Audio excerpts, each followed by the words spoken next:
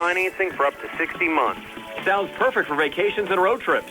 If you're looking for a late model pre-owned car, we have a great selection of certified pre-owned vehicles that carry the balance of Hyundai's 10-year, 100,000-mile warranty. And every new Hyundai comes with Hyundai Assurance, America's best warranty, 5-year, 60,000-mile bumper-to-bumper, and 10-year, 100,000-mile powertrain protection. Autoland Hyundai, 25 East Fayette Street, Uniontown, or visit their website at AutolandHyundai.com. You always pay less to drive the best at Autoland Hyundai. What's it like to be a medical marijuana patient at My Tree Medicinals in downtown Uniontown? Here's what our patients are saying. The staff goes out of their way to help you. They're friendly, polite. I mean, you couldn't ask for more, really. Because if it weren't that way, I wouldn't be here. The staff here at My Tree were great. Even from day one, we were like learning together. Even they always have. They're very, very, very knowledgeable. It's just a very welcoming place to be. So I like coming here.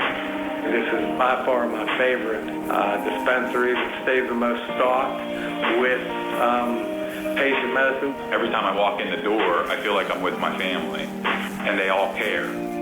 Call My Tree Medicinals at 724-550-4565 for more information about how to get your medical marijuana card. We are located at 27 West Main Street in downtown Uniontown. This is Dr. Fraser Stokes. Severe heartburn, chest pain, and regurgitation are symptoms of gastroesophageal reflux disease. This can lead to complications including ulcers, narrowing, and precancerous cells in the esophagus. At SWGI, our board-certified gastroenterologists, Drs. Ruthart, Calabrese, Hoppy, and I specialize in the care of reflux. Call 724-437-7677 or visit swgispecialists.com. It's time for another C. Harper Auto Group High School Sports Day. Coverage of Uniontown High School baseball presented by Penn Residential, Essential Marcom, and Amy's Quilt Room here on WMBS, the Triple Live High School Sports Network, and Facebook Live, which is also being brought to you today by the C. Harper Auto Group, Fayette County Recorder of Deeds John Marietta, Uniontown Detailing, the Centers for Rehab Services and Physical Therapist Jim Burns, State Farm Agent Lauren Yeoman, General Dentist Dr. Edward Wietek, First Federal Savings and Loan Association of Greene County, M&R Transit, the Radcliffe Law Firm, the Sprouse Insurance Group and Agent David Hughes, Potter's Bar and Grill, the WVU Medicine Uniontown Hospital, Ted Silva and Son Body and Fender Repair, Shop and Save Walnut Hill Uniontown, the Somerset Trust Company, the Catholic War Veterans Post 1669 in Hopwood, NovaCare Rehabilitation, Jimmy John's in Uniontown, Davis & Davis Attorneys at Law, Peachin's Pharmacy, Casey's Sports Cafe, M&R Transit, Ford of Uniontown, and by Mama Ruka's Pizza Shop. Now stay tuned for high school baseball action here on WMBS, the Triple Live High School Sports Network, and Facebook Live. From Bailey Park in Uniontown, it's time for high school baseball action here on WMBS and the Triple Live High School Sports Network. Also on Facebook Live is the Uniontown Red Raiders, 7-4 overall, 4-4 in conference play. Host the Ringgold Rams. The Rams sitting at 5-6 overall, 3-5 in the conference. Don Roberts, the head coach of the Ringgold Rams. Kenny Musco, the head coach of the Uniontown Red Raiders. Brian Morozak along with you. Tony Hanola is going to join me for all the exciting play-by-play action. Jerry Dupay behind the camera in our Facebook Live video feed. And great to have Nick Barczyk back inside our WVU Medicine Uniontown Hospital studios. Our pregame show being brought to you by the Sprouse Insurance Group and insurance agent David Hughes. They'll get you ready for the game. They're located at 217 West Main Street in Uniontown. Phone 724-437-9812 for the Sprouse Insurance Group. Our broadcast today presented by Penn Residential, Inc., Essential Marcom, and Amy's Quilt Room. Certainly a huge series in the playoff race for both the Uniontown Red Raiders and the Ringgold Rams. Uniontown currently in a tie for third place in the conference with Elizabeth Forward. Both of those teams sitting at 4-4. Ringgold on the outside looking in right now, 3-5 in the conference. Again, the top four teams make the WPIAL playoffs. West Mifflin's already clinched first place at 9-1. Laurel Highlands sitting at 5-3. The Mustangs today on the road at Elizabeth Forward. Again, the Warriors and Red Raiders sitting at 4-4. Ringgold at 3-5. Greensburg-Salem at 3-7. And Bell Vernon currently 2-6. Matchups around the conference today: Bell Vernon at Greensburg-Salem, Laurel Highlands at Elizabeth Forward, and of course Ringgold here at Uniontown taking on the Red Raiders. Pitching matchup this afternoon: the Mustangs will throw, the Red Raiders, will throw Christian Thomas, who has a 2-0 record, 1.05 ERA. He picked up a no decision last Monday against West Mifflin. Ashton Ray to start for the Ringgold Rams. Ray sitting at 0-3 with a 2.50 ERA. We'll talk to Uniontown head coach Kenny Musco on the Sprouse Insurance Group pregame show Show continues right after this here on WMBS, the Triple Live High School Sports Network, and Facebook Live. Penn Residential is a human services agency providing around-the-clock services and supports for individuals with intellectual and developmental disabilities. Their residential homes are located in local communities to offer residents quality care while also encouraging autonomy. They're a fast-growing company offering rewarding employment opportunities to direct support professionals interested in making positive impacts in the lives of others. DSP positions start at $16 an hour and will receive a full benefit package after 90 days. For more information about current career opportunities, visit PennResidentialInc.com/career. Going on now at Harper Chevrolet. Our customers can drive away in a new 2022 Chevy Equinox for only $239 a month. Security deposit waived. Stop in for a test drive or visit charperchevy.com. Chevrolet, find new roads. Lease is through GMF for well-qualified individuals at 10,000 miles per year, 24 months with $3,500 cash rate equity, and must have a GM lease or non-GM lease in household. Payment is for tax, title fees, and for payment. Security deposit waived. Sale ends May 2nd, 2022. While supplies last. Call dealer for all of the details at 724-929-8000. General Dentist Dr. Edward L. Wietek Jr. treats children, teens, and adults of all ages. Dr. Wietek performs all phases of general dentistry, including crowns and bridges, partials, full dentures, comprehensive orthodontics, root canals, bonded white fillings, dental implants to replace missing teeth and to stabilize loose-fitting dentures, and comprehensive exams and cleaning. Dr. Wietek's office is located on the National Pike, 1 mile west of the mall on Route 40. Call him up at 724-439-1616 for Dr. Edward L. Wietek, Jr. When your car is damaged, the name to remember is Ted Silva & Son Body and Fender Repair. Currently in their 59th year of providing quality, reliable service to the community, Ted Silva & Son offers complete collision service, minor to major repairs, frame and unibody repair, and glass installation. They will gladly blueprint your vehicle for repair, and they will work with your insurance company. With a paint booth that utilizes the environmentally friendly waterborne paint process, Ted Silva & Son not only cares for our community and our children, they care for our environment. Located on Atlas Road in Hopwood, it is the goal of Ted Silva & Son to alleviate the stress of an accident and assist you in any way possible. Family owned and operated for 59 years. Call 724-437-2351 for Ted Silva & Son Body and Fender Repair, LLC. Proud to sponsor local high school sports. Uniontown head coach Kenny Musco joining us here on the Sprouse Insurance Group pregame show. Uniontown hosting Ringgold, and Kenny, even though it was a non-conference game, I'm sure it felt nice on Friday to bust out 11 runs and get a win. Yeah, like I said, I've been preaching that the last few weeks. You know, we're just trying to hit that stride, and hopefully it continues now. Got a lot of potential there, so I'm hoping the bats just keep moving. And your son pitched a pretty nice game on the mound as well, which is nice because it maybe gives you another option here late in the season. Yeah, and I tell you the truth, I mean, like, I'm not mad. We 10-run rolled him, but at the same time, I wanted to get another kid an inning of work. Yeah, he did a really nice job, and yeah, you know, we have arms. We just been riding Christian Thomas, so he's been throwing amazing. And that second game, we'll start off with our go-to. We'll go with Hunter Chuck game 2, and we do have some arms available. Yeah, we're going to be okay, hopefully. And a couple of big series coming up. Obviously, Ringgold here this week, then Laurel Highlands next week. Your game up over the Rams in the playoff race. Maybe the good news is they'll have West Mifflin next week, but you still have to take care of business this week against Ringgold. Exactly. So we have to, yeah, I mean, I say if we get 2 here, it lightens the load a little bit. Obviously, if we can get 2 off of Ringgold, it's a bonus, and then we don't have too much stress going in the backyard brawl there. But, yeah, next week could be huge. It could be, you know, make or break us. It could get there. What have you seen from Ringgold so far this season?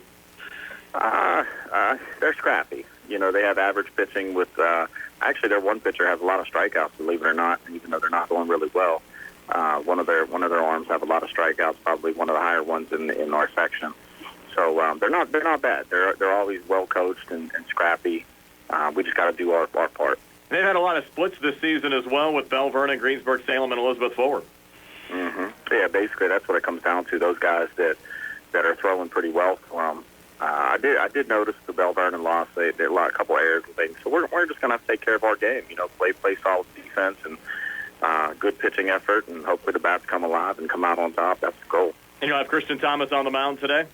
Absolutely. Coach, appreciate your time. Best of luck. We'll see you out there. Brian, thank you guys again, man, for everything. Looking for the highest quality products at the lowest prices? Shop and save on Walnut Hill in Uniontown has the widest selection of brands and the freshest offerings around. They specialize in your family's grocery needs. Save big and sign up for the Shop and Save Perks card to get money-saving benefits and discounts on gas. Shop and Save. Walnut Hill Road, Uniontown, open 7 a.m. to 10 p.m. every day. Working hard to offer you the best at Shop and Save because it's the just right thing to do. Spring forward to home construction season with First Federal of Greene County. First Federal's construction and improvement loans puts you in charge of your dream home project with all the tools you need. First Federal offers construction loans, owner-builder loans, and home improvement loans. With offices in Fayette, Greene, and Washington counties, your loan stays here. Visit with a First Federal loan officer today or apply online at firstfederalofgreene.com. First Federal Savings and Loan Association of Greene County. Member FDIC, Equal Housing Lender, NMLS number 458729. The Catholic War Veterans is a veterans organization located in Fayette County since 1950. They are proud to advertise on WMBS sports programs and to contribute to the Veterans Hospital, local sports teams, and scouting organizations. They'll be having their Veterans Appreciation Breakfast on May 22nd. Police, firefighters, and first responders are also welcome. Additionally, their 12th annual Frank L. Musica golf outing is this year. They have proudly given 37 scholarships to area students since its inception. Catholic War Veterans Post 1669 in Hopper. I'm attorney Rob Harper, and I'm happy to be joining Bill Martin and Tripp Radcliffe at Radcliffe Law in Uniontown. I grew up in Uniontown and chose to make Fayette County my home. I also represent the county as an assistant district attorney, and I know my way around a courtroom. If you are hurt in an accident, buying or selling a home, need assistance with an estate or will preparation, call me at Radcliffe Law, 724-439-3939. The initial consultation is free. Radcliffe Law, making the law perfect. Bad hair day? Bad day at the office? Bad day behind the wheel? Hey, stuff happens, even to the best of us. At least your car insurance rate doesn't have to take a hit. Get Erie Rate Lock from Erie Insurance. Gives you a great rate that stays put until you change a car, driver, or your address. Plus, seriously good service. Now that's something to smile about. Your Erie agent in Uniontown and Ross Traver Township is Sproul's Insurance Group, 724-437-9812, or go to SproulsInsurance.com. Erie Rate Lock does not guarantee continued insurance coverage and is not available in all states. Dinner's great. It's one of your top 3 favorite meals. You just don't want to have to make it. Well, with Jimmy John's, you don't have to. Whether you live in a sandwich delivery zone or head into the store, you can always get a freaky fresh sandwich.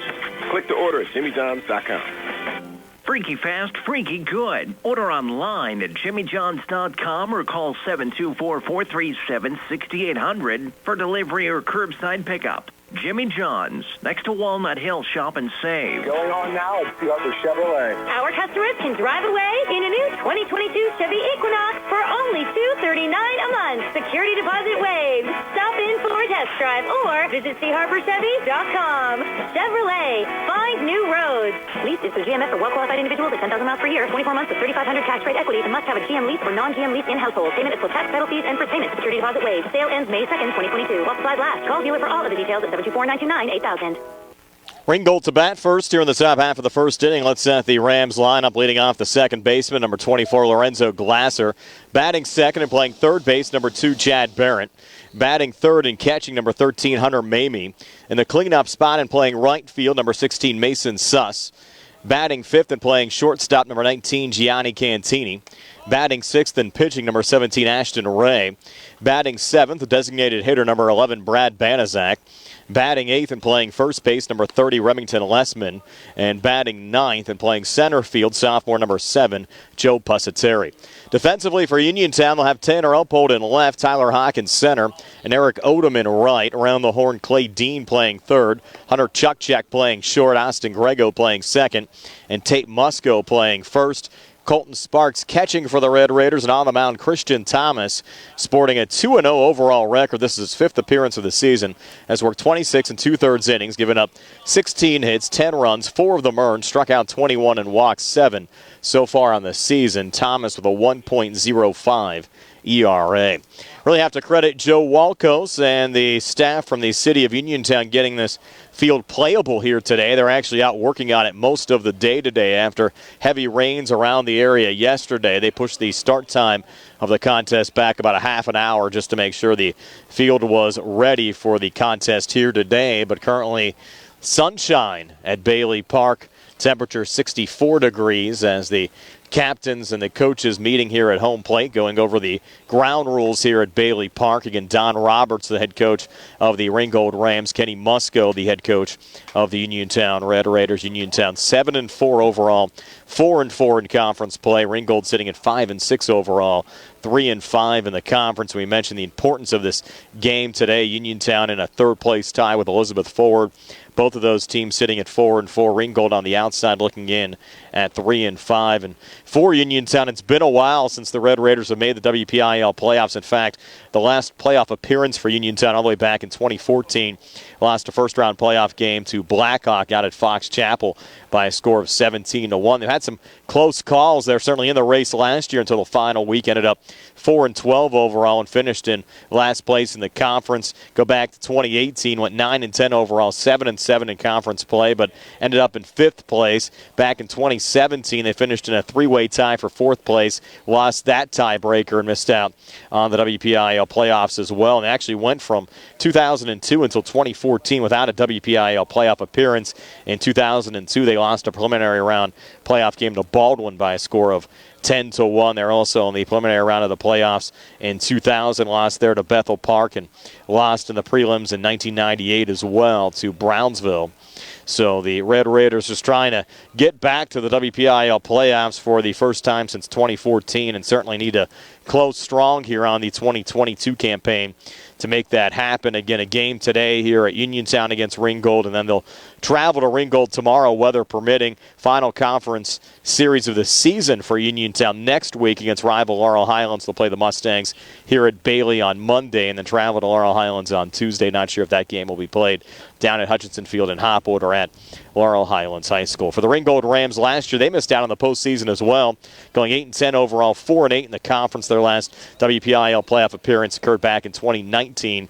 They went 12-6 and lost a first-round playoff game to Mount Pleasant. Had a nice playoff run back in 2018, going 20-4. Had WPIAL playoff wins in the quarterfinals over Newcastle 5-4, in the semis over Greensburg-Salem 7-3 before losing in the WPIAL championship game to South Fayette. But then put together a run in the States as well. Knocked off St. Mary's in the first round, Hopewell in the quarters, Meadville in the semis, and won a state championship, downing Valley View in the 2018 WPIAL championship game. Rams looking to get back to the WPIAL playoffs this year, but again, some work to do here coming down the home stretch if they want to make that happen.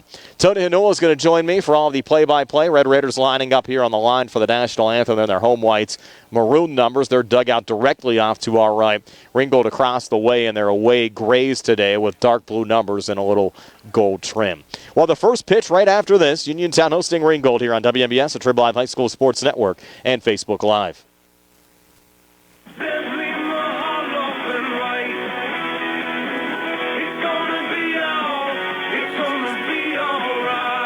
Understanding the complicated tax laws when it comes to estates can be extremely stressful. Dealing with a loved one's estate after they pass can be one of the most challenging tasks for a family in a time of need. Hi, this is Attorney Dan White of Zebley, Mahalav & White. I'm here to help make that process easier. Our firm can help you and your family create and review wills and estates to make sure when the time comes to settle your assets, it will not be stressful because you have a plan. Don't put yourself through unneeded stress settling an estate or worrying about things you don't need to worry about. Call our office and we can help. Zebley, Mahalav & White. Call us at 724-439-9200 or visit us online at zeblaw.com.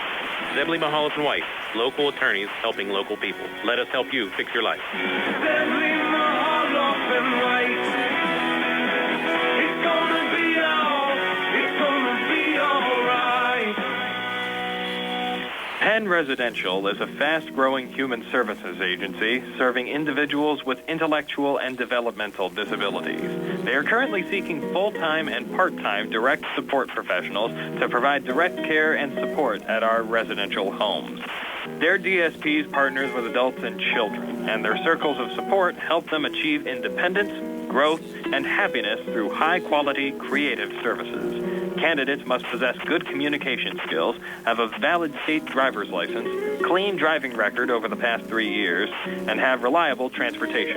At Penn Residential, DSP positions start at $16 an hour, and you'll receive full benefit package after 90 days.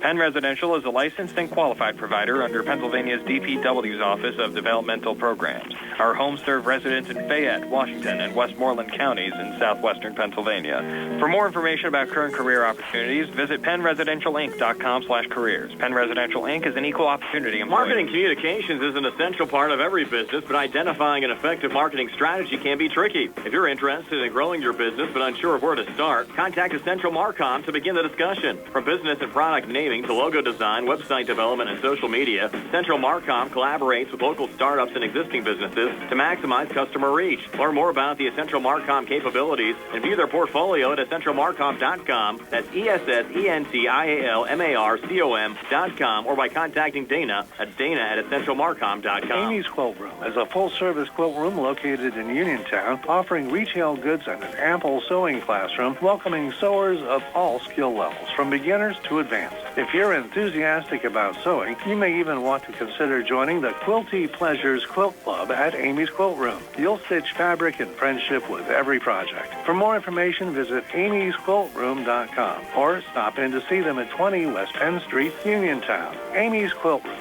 a fresh and modern twist to a timeless tradition. Spring forward to home construction season with First Federal of Greene County. First Federal's construction and improvement loans puts you in charge of your dream home project with all the tools you need.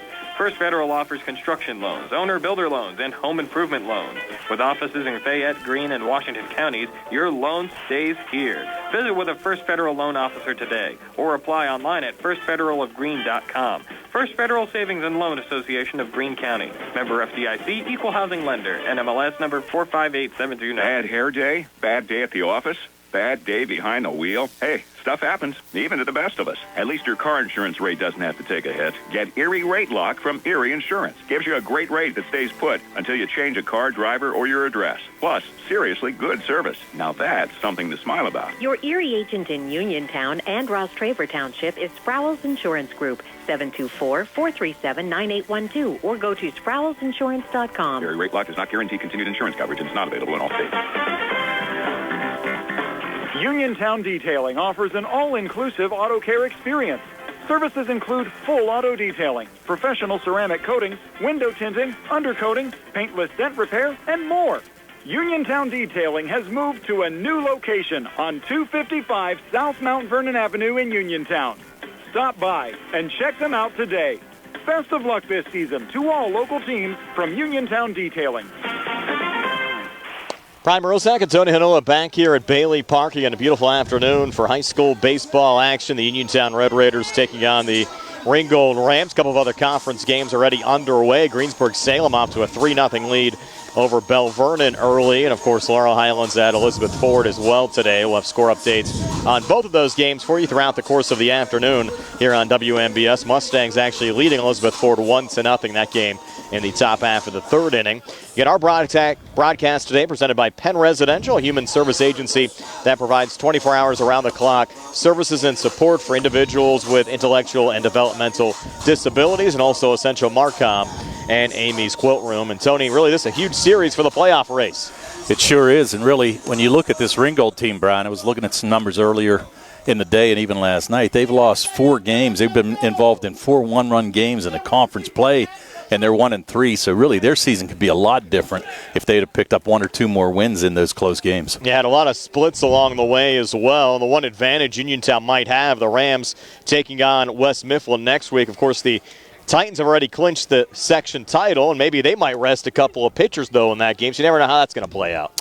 Well, you don't. And I would think that even if West Mifflin would rest somebody, it would probably be the second game of the series rather than the first. Correct. I mean, it was just one of those things. But, you know, this is extremely important for both of these teams. As you mentioned, even in the pregame, you know, with Laurel Highlands coming in next week, and we said it from the get-go, it might actually be big-time playoff implications for both of these teams coming in next week. Our home plate umpire today is Mike Smith.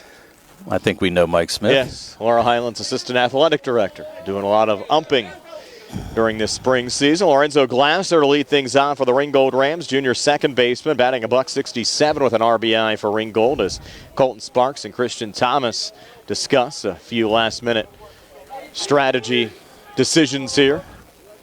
Well, Coach Musco can only hope that Christian Thomas can give him the same effort here today that he did last Monday against West Mifflin, because if he does that, it would be an extremely tough road for Ringgold to beat Uniontown here today. Thomas picked up a no decision in that game against West Mifflin last Monday. Christian set to go. Glasser in the batter's box, and we'll get this Section 3 4A matchup underway from Bailey Park. First pitch from Christian Thomas. Fastball right at the knees for strike one, 0-1.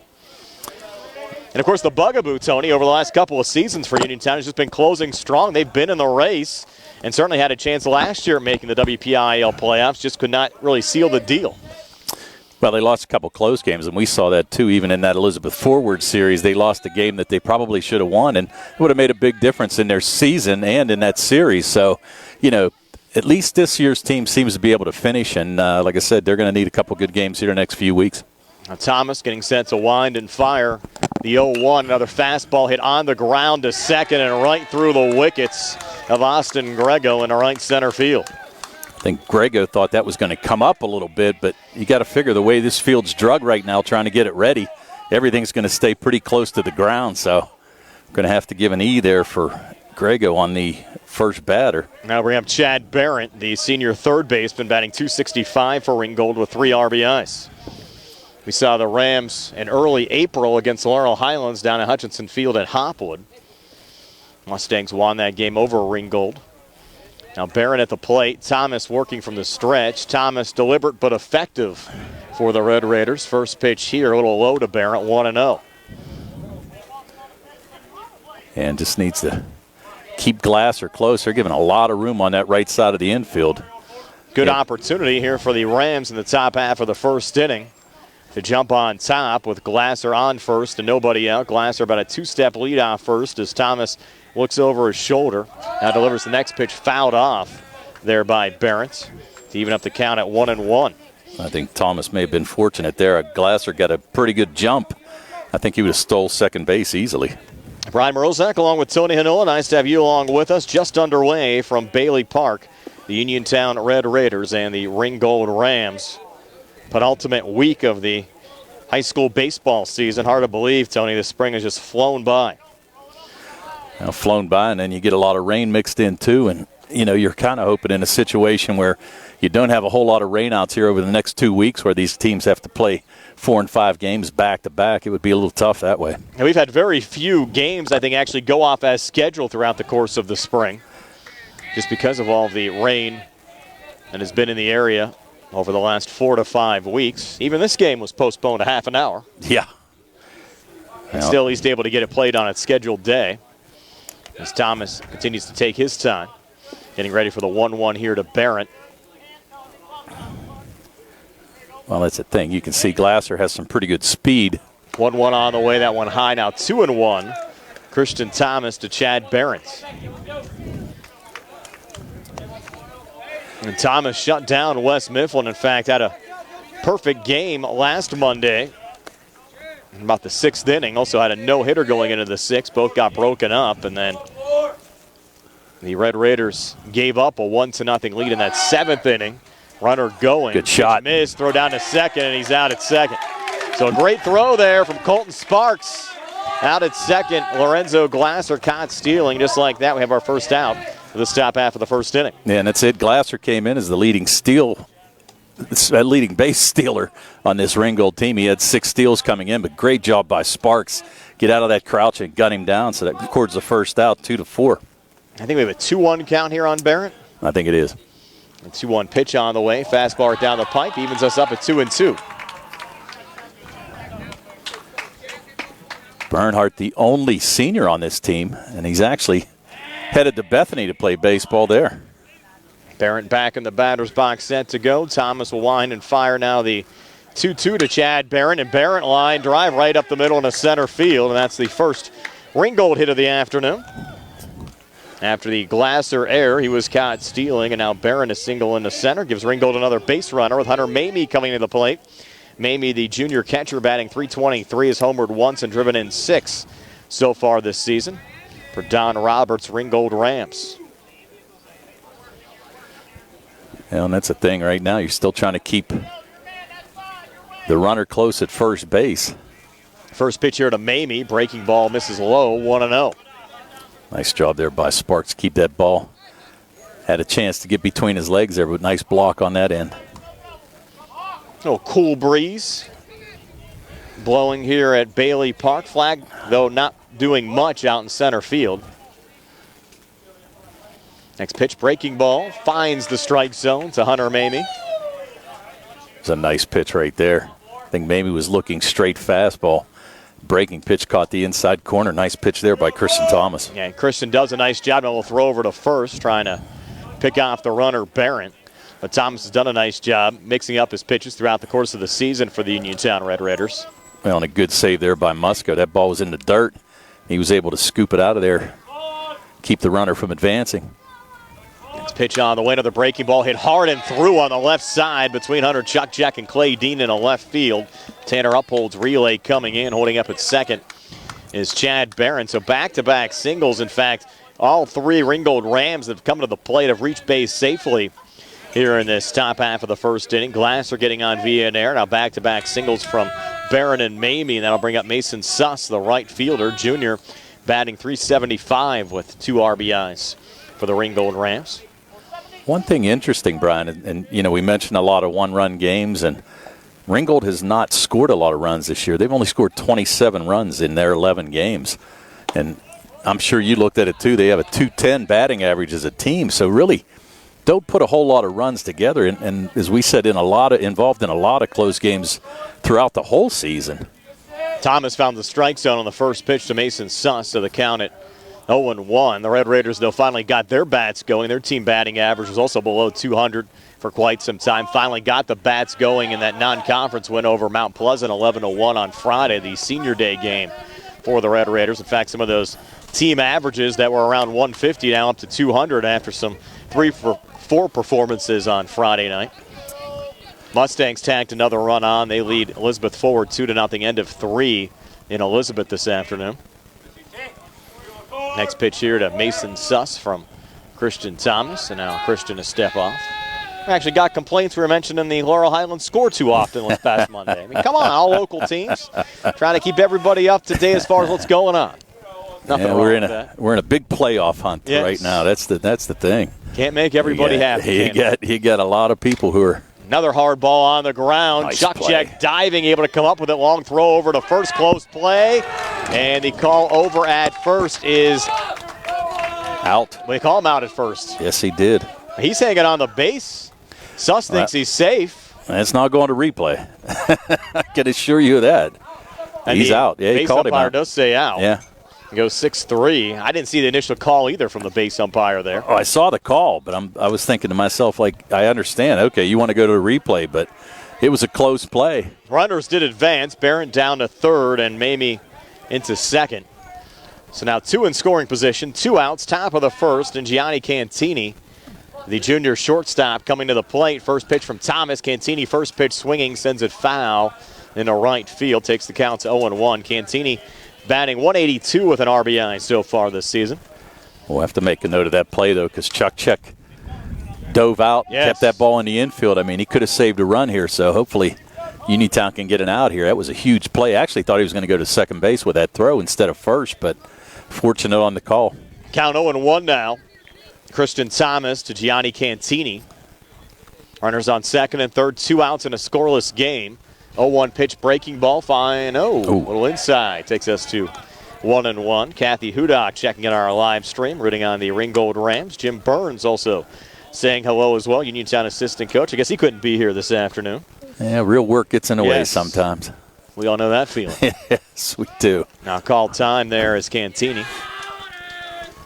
Yeah, actually, on that last pitch, thought Mike Smith was going to pull the trigger there, but too. thought better of it, so.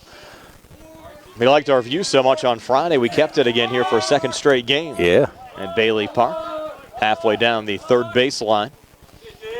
1-1 pitch on the way. That one finds the strike zone with a fastball. Christian Thomas takes us to 1-2. It's a nice pitch there. Hit the outside corner, just nibbled on that. So now 1-2, and Thomas with a chance to get out of here with no damage. And considering the fact that 3 Rams reach base safely here in the top of the first, be a nice accomplishment here for Christian Thomas.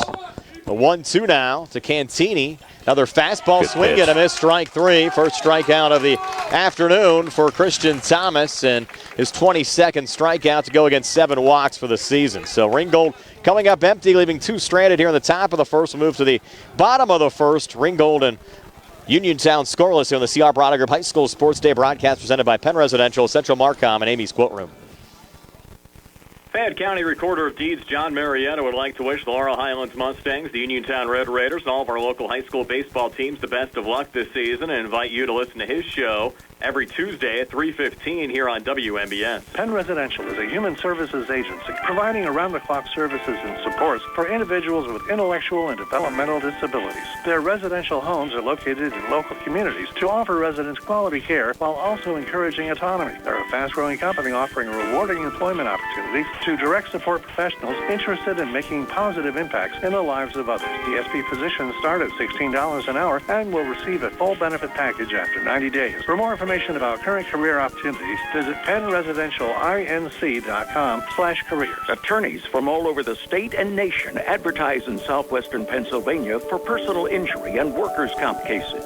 But most of them send their assistants to do the legwork. You might not even meet your attorney until your first hearing. We're local attorneys, Davis & Davis. We meet directly with our clients, including free consultation. There are no fees until you receive money on your case. If you've been injured, call Davis & Davis, representing you and your neighbors yesterday, today, and tomorrow. Phone 724-437-2799. Moving to the bottom of the first, Uniontown coming to bat. Let's take a look at the Red Raiders lineup, leading off the junior pitcher, number 14, Christian Thomas. Batting second and playing shortstop, Hunter Chukchek. Batting third and playing first base, Tate Musco. And the cleanup spot and catching, Colt Sparks. Batting fifth and playing third base, Clay Dean. Batting sixth in right field, Eric Odom. Batting seventh and playing second base, Austin Grego. Batting eighth, the designated hitter, Wyatt Nails. And batting ninth in center field, Tyler Hawk. Defensively for the Ringgold Rams, you have Zane Mahoney out in left, Joe Pusateri in center, and Mason Suss in right. Round the horn, Chad Barrett playing third, Gianni Cantini playing short, Lorenzo Glasser playing second, and Remington Lessman on first.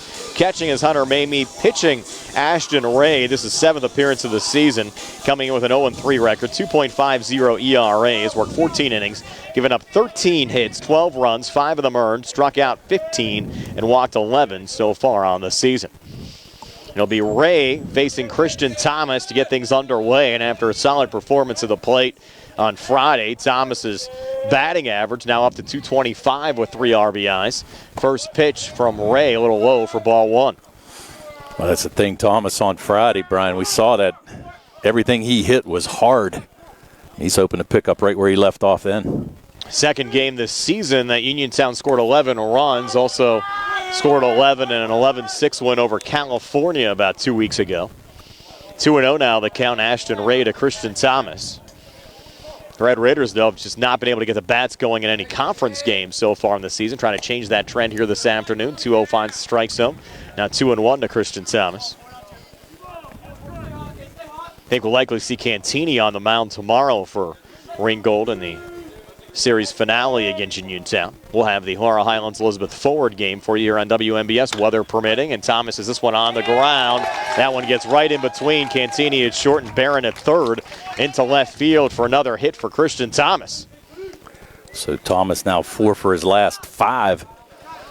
And as we said, just picks up right where he left off. Let's see if Coach Muska wants to play a little small ball here with Chukchek. Do you bunt him over? We saw Thomas has some great speed. I'm sure he's going to get a decent lead. I'm sure he'll be testing the catcher here, Mamie here. Throw over to first, Thomas back safely. Chukchek now batting .204. Senior playing shortstop today, now with 7 RBIs on the season. Chukchek looking down the third baseline to head coach Kenny Musco for some signs. And you get the third baseman a couple steps in on the bag. He's looking to charge. Chukchek showing bunt, pitching there for a strike, 0-1. Expect to see Barron now charging in there from third. Lessman holding Thomas on over at first. You want to lay this bunt down the first baseline. And Chukchek, too, with some good speed. Yes, he does. He can lay it in the perfect spot. He might be able to beat this out as well. It's Pitch on the way. Good and bunt. laid down there by Chuck. Fair ball down the first base line. Throw over to first, not in time. Bunt single, Hunter Chuck. Now 2 on, nobody out here for Uniontown. And a beautiful bunt right there. The muddy field actually just killed it. And you know what? I was going to say that too. It looked to me like Chuck actually kicked the ball as it rolling down the first base line. Umpires getting together. You had Ringgold head coach Donnie Roberts come out talking to Mike Smith at home plate, arguing the call. I don't think either of the 2 umpires saw it. You did, Tony, but they did. Yeah, I did too. It'll be interesting when we see Jerry's replay, but I was pretty sure he kind of kicked it with his left foot there a little bit, kind of just towed it. Not much. It didn't move a whole lot, but you can just see the way it was spinning. He just couldn't get out of the way. Now Tate Musco at the plate, who was stellar on the mound for Uniontown against Mount Pleasant on Friday. Batting here from the left side. First pitch, just chopped foul there from Musco. Kind of a check swing. Not sure it was kind of a half bunt, half swing, what he was doing there. Nonetheless, foul ball, and the count at 0-1. Yeah, that was one of those. If he got the bunts on, he really didn't want that one. They're giving him a lot on the right side of the infield, though. Glasser holding Thomas tight at second base, so you got a lot of room. You also get the first baseman holding Chuck over there. Rays 0-1 on the way. Fastball and a line drive going right to Barron at third off the bunt. And Barron able to make the catch, and no opportunity for either of the runners, obviously, to advance on the play. So not what the Red Raiders wanted to see there from Musco. And now 1 out here in the inning, and Colton Sparks coming to the plate. Yeah, I think, like I said, with Musco, you want to get the ball to the right side of the diamond, him on the left side, left side of the batter's box. I don't know, I might have let him go at it right there rather than try to drop it down. You could tell he wasn't real comfortable bunting. Swing and a miss from Colton Sparks. And the count 0-1, Ray to Sparks. Sparks coming in with a .343 average, 9 RBIs for the senior catcher for the Red Raiders. So you have Thomas now at second, Chuck at first, 1 out here in the inning, and Sparks at the plate. Ray from the stretch, 0-1 pitch on the way, another fastball right down the pipe, and 0-2 now to Colton Sparks. Tough pitch to take right there. So now in the hole, 0-2. Waiting on deck, third baseman Clay Dean. Long looking now from Ashton Ray to Hunter Mamie, the catcher. Trying to finish off Colt Sparks. 0-2, and Sparks deep. High fly ball deep to left center field. Look out, back to the wall, and that one is gone. A home run for Colton Sparks.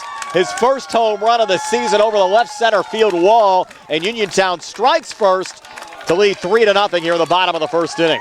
I'll tell you what, the big fella got a fastball about letter high, and he was able to get on top of that. He took that ball a long way into the left center field gap, so 3-run homer for Sparks, and all of a sudden Uniontown jumps out to a quick 3-0 lead. Sparks now a homer and 12 RBIs on the season. That's huge for Uniontown here early on. And it's huge for Christian Thomas now with a nice cushion. So home run for Sparks, drives in 3. And now Clay Dean coming to the plate. He has a home run this season as well. .250 average, senior playing third base. He had his home run down at West Mifflin, Tony. Right. Last Tuesday against the Titans on the road. Lone run the Red Raiders scored in that game.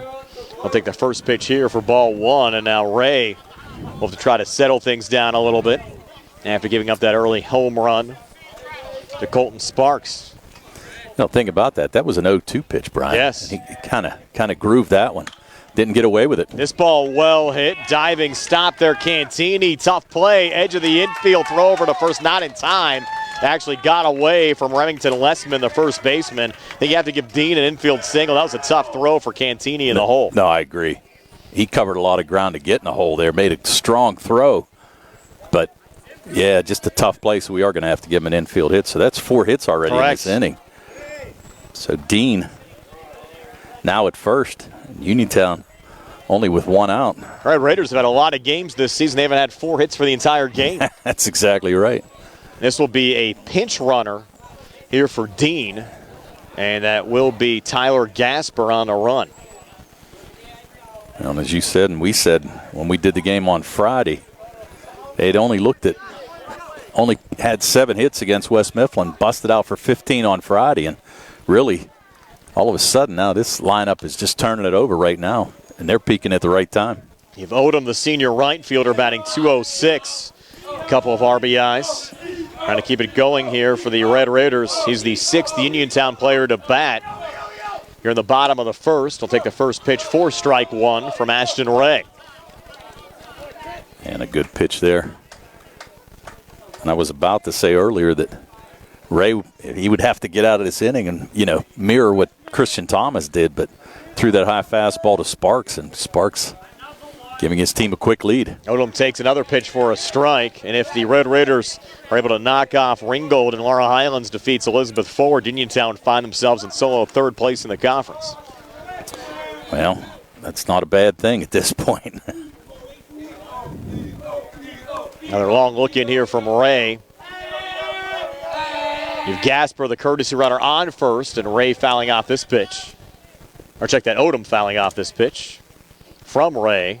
And now Odom with 2 strikes on him. He's taking a look down. Not going to have the courtesy runner try to steal here. About a 3-step lead down there. He could be a little aggressive, though, at this juncture of the game with plating 3 in the bottom of the first already. And this one fouled off. It's going to be over the fence and out of play on the right side behind the Rams dugout. Not out by much. Nope. So Odom doing a nice job staying alive here for the Red Raiders in the bottom of the first inning. And Uniontown with a 3-run home run from Colton Sparks, driving in Christian Thomas and Hunter Chuckcheck to lead 3-0. Have the throw over to first. Head first slide back safely there again from Gasper. Yeah, but really not a big lead over there. Just trying to see if he was even thinking about taking off, but he's only got about a 3-step lead. I can't imagine they're going to run him. Another 2-strike pitch to Odom. Once again, he stays alive, fouling it off. Able to foul it off, and you're right, stay alive. Only 1 out. That was on that bunt attempt by Moscow. Again, tomorrow we'll have the Laurel Highlands Elizabeth Forward game for you, weather permitting. Next week, of course, the entire Laurel Highlands Uniontown series here at Bailey Monday, at Laurel Highlands on Tuesday. Odom taking that pitch a little outside. Pretty nice at bat for him right now. He's fought off a number of pitches, especially the 0-2 pitches. Making Ray throw a number of pitches here as well. Yeah. For the Ringgold Rams. I actually pulled my counter out, but still doing a little book work. Runner going here, and this ball hit high in the air to left field. Getting under it and making the grab there is Zane Mahoney for the second out of the inning. So Gasper will have to retreat back to first. Now 2 away. End of the 4th now down in Elizabeth. Still 2-0. Laurel Highlands over the Elizabeth Forward Warriors. Yeah, you got to figure. Like I said, we're getting down to the end of it. Only 4 more conference games left for all these teams. And as you said, Ringgold with Uniontown this week and then West Mifflin next week. So they got a lot of hay to make here over the next 4 games. I assume it's probably Joe Chambers on the mound for Laurel Highlands this afternoon if they stick with the trend that they've had over the last couple of weeks. I would imagine. Austin Grego at the plate takes the first pitch for ball 1. Sophomore second baseman coming in with a 200 average and an RBI. He's the 7th Red Raider to bat here in the bottom of the first. Next pitch to Grego. Missing there from Ray. Yeah, nice breaking pitch there. Just missed on the outside corner. 2-0 count now. Ray to Grego. The runner on. 3 already across after the Colton Sparks home run. Uniontown looking for more here in the bottom half of the first. Fastball. Grego fouls it off on the right side. And if you're just joining us, we started a little late. 4:30 start. Game was originally a 4 o'clock start. They needed an extra half hour on the field. Now, we had a ton of rain last night. Yes, that's we for did. Sure. So actually, throughout the course of the day, I was dodging the raindrops trying to golf yesterday morning. Now we'll throw over to first. Ball got away. And then moving into second there is Gasper. So on the pickoff attempt, Ray over to Lessman, got past Lessman, went right over to the fence down the right field line and allows Gasper now to move in a scoring position. I think you're going to have to give an error there on Lessman at first. It looked like a pretty decent throw. So we're going to say E3. And now another runner in scoring position for Uniontown. Grego at the plate. 2 outs here in the inning. Next pitch to Austin Grego, an Austin high fly ball in a right center field. Yapusateri in center getting under, and he'll make the catch. To end the inning, but the 3-run home run from Colton Sparks, the difference after one, a 3-0 lead for Uniontown over Ringgold here on the C.R. Parada Group High School Sports Day broadcast presented by Penn Residential, Central Marcom, and Amy's Quote Room. UPMC Centers for Rehab Services on Wayland Smith Drive offers cutting-edge physical therapy. Jim Burns and his staff are residents of the community, treating sports injuries, neurological conditions, back pain, sprains and strains, joint replacements, hand injuries, and other conditions. They treat you efficiently and safely by taking all necessary precautions while disinfecting the clinic regularly. All insurance accepted. Experienced therapists. Convenient location and hours. Part of the community. Call the office with a prescription from your doctor or schedule by direct access 724-437-7500. On the go? No time to stop? That's when you'll love Peachin Pharmacy's curbside pickup at Peachin Market in downtown Connellsville. Next time you have a prescription to get, let Peachin Pharmacy make it easy for you. Call ahead at 724-626-9600 or send a message. Let friendly curbside pickup keep you right where you want to be, in the driver's seat. Peachin Pharmacy, your local pharmacy. I'm attorney Rob Harper, and I'm happy to be joining Bill Martin and Trip Radcliffe at Radcliffe Law in Uniontown. I grew up in Uniontown and chose to make Fayette County my home. I also represent the county as an assistant district attorney, and I know my way around a courtroom. If you are hurt in an accident, buying or selling a home, need assistance with an estate or will preparation, call me at Radcliffe Law, 724-439-3939. The initial consultation is free. Radcliffe Law, making the law personal. Back here at Bailey Park in Uniontown, 3-0. The Uniontown Red Raiders lead the Ringgold Rams after one. Ashton Ray, Brad Banaszak, and Remington Lessman coming to the plate for Ringgold here in the top half of the second inning. Hitters 6, 7, and 8. Greensburg-Salem now leading Bell Vernon tonight 7-3. Matt Bamford pulled in that game for Bell Vernon. Greensburg-Salem trying to keep their slim playoff hopes alive. Wow, that's huge, too. Bamford, the Marietta recruit. Yes. Hopefully everything's okay on that end. Now Thomas, first pitch here to Ashton Ray, high for ball one. Ray Jr. pitcher coming in with a 160 average. He's yet to drive in a run this season for Ringgold. And Ray getting instructions. Take a few pitches there from the coaches. Thomas set. Wind and fire the 1-0 now to Ray. That one high and inside takes us to 2-0. We've generally seen that with Thomas throughout the course of the season. He takes his time, but he's effective. Well, that's okay. I mean, hey, it's not a speed contest, no doubt. I mean, obviously your infielders and everybody like when you work quick, but, you know, you're the man in control out there. 2-0 now to Ashton Ray. That one finds the strike zone now 2-1. Ray's yet to swing the bat in this at-bat. And that's really the first good pitch he had seen. Sparks looking in, getting the signs from Coach Joe LaPresta, I'm sure. 2-1. Thomas winds and fires. A little high, takes us to 3-1. Yeah, Coach LaPresta told me he was able to get back on the golf course again this spring. And a couple of hip replacements done. He'll be ready to go. He's working on 9 holes now, hoping to work up to 18. Told him I think he'll be playing 18 sooner rather than later. Oh, that stuff's a miracle anymore. 3-1, ground ball here on the left side. Played there by Chuck Check in the hole. Little two-hopper over to first. Whoa. And out at first is Ashton Ray. Wow. I don't know about that call, Tim. It was, I'm not going to say much, but, man, tell you what, Ray hustled down that line.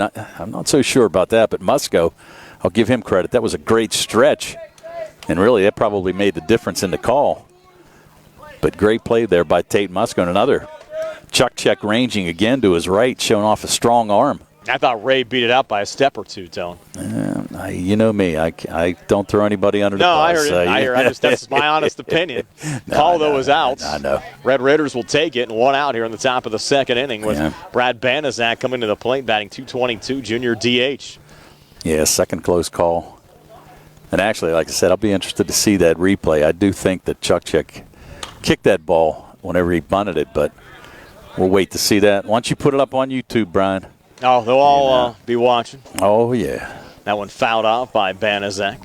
That's a tough play, though. I mean, even at first base, the umpiring is so tough, and especially on those close calls It's been so hard to get umpires, and you have only one base umpire out there, so really tough for him to see all portions of the field all the time. Oh, it's impossible. I mean, that's a thankless job. Somebody loves you on a call, somebody hates you on a call. I mean, that's just the way it goes. No difference than reffing. Next pitch there, a little high. Got to beat those football referees, man. You can get away with anything, right? Nobody knows who did what, right? A lot of these guys see as football referees in the fall, basketball referees in the winter, and then up in baseball here in the spring. And there's a rip into right center field from Brad Banaszak. He's rounding first on his way to second. Now he's going to pull up and go back to the first base bag with a relay coming in. So a single to right center field for Banaszak.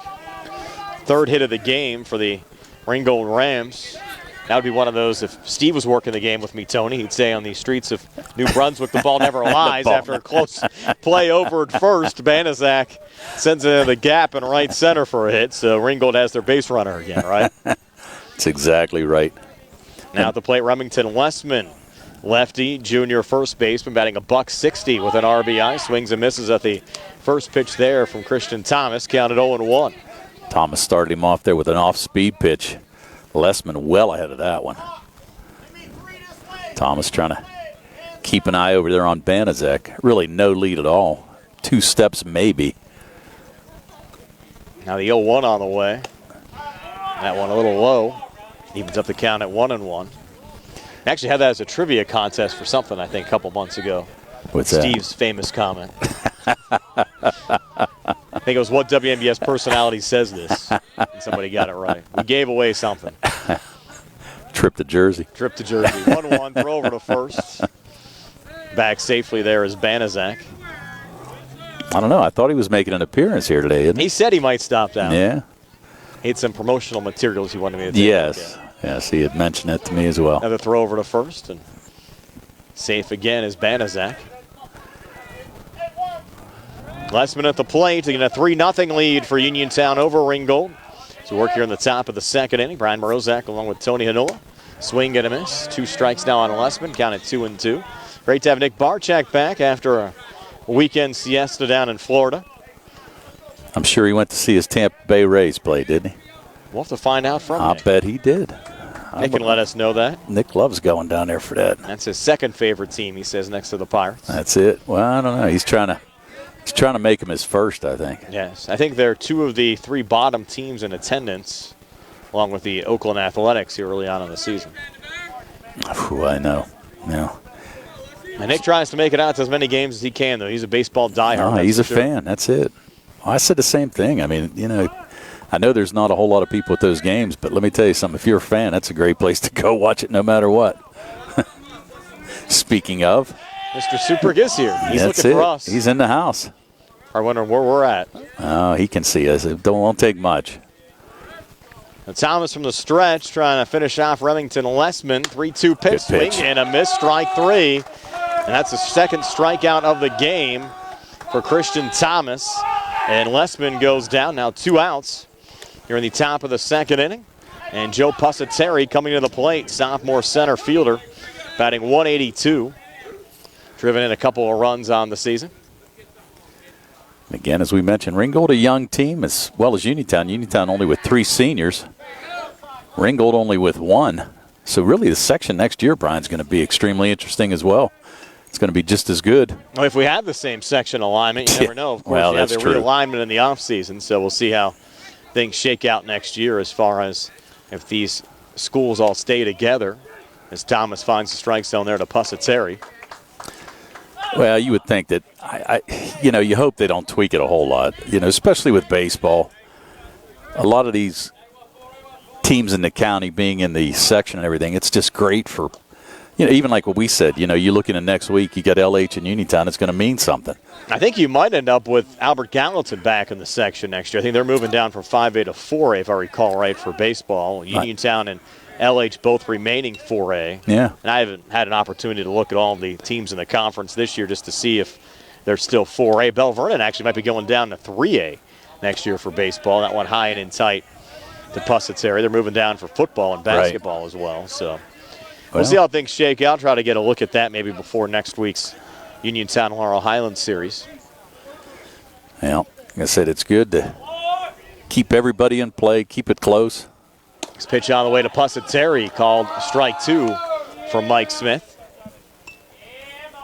Thomas, again, trying to strand some runners. Thomas shaking off one sign there from Colton Sparks. Next pitch on the way, and that one chopped foul by Pussett's. Yep. Came in with a 182 average, 2 RBI. Sophomore center fielder for the Ringgold Rams.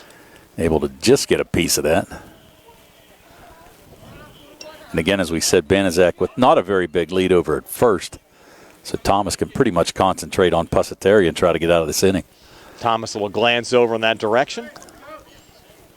Next pitch on the way. Swing and a miss. Strike 3. Third strikeout for Christian Thomas. Back-to-back strikeouts to end the inning, sitting down both Lessman and Pussett's. So he'll move to the bottom of the second. A 3-0 lead for Uniontown over Ringgold here on the C.R. Parada Group High School Sports Day broadcast presented by Penn Residential, Central Marcom, and Amy's Quilt Room. Quilts are full of love in every stitch, but do you know how to make one?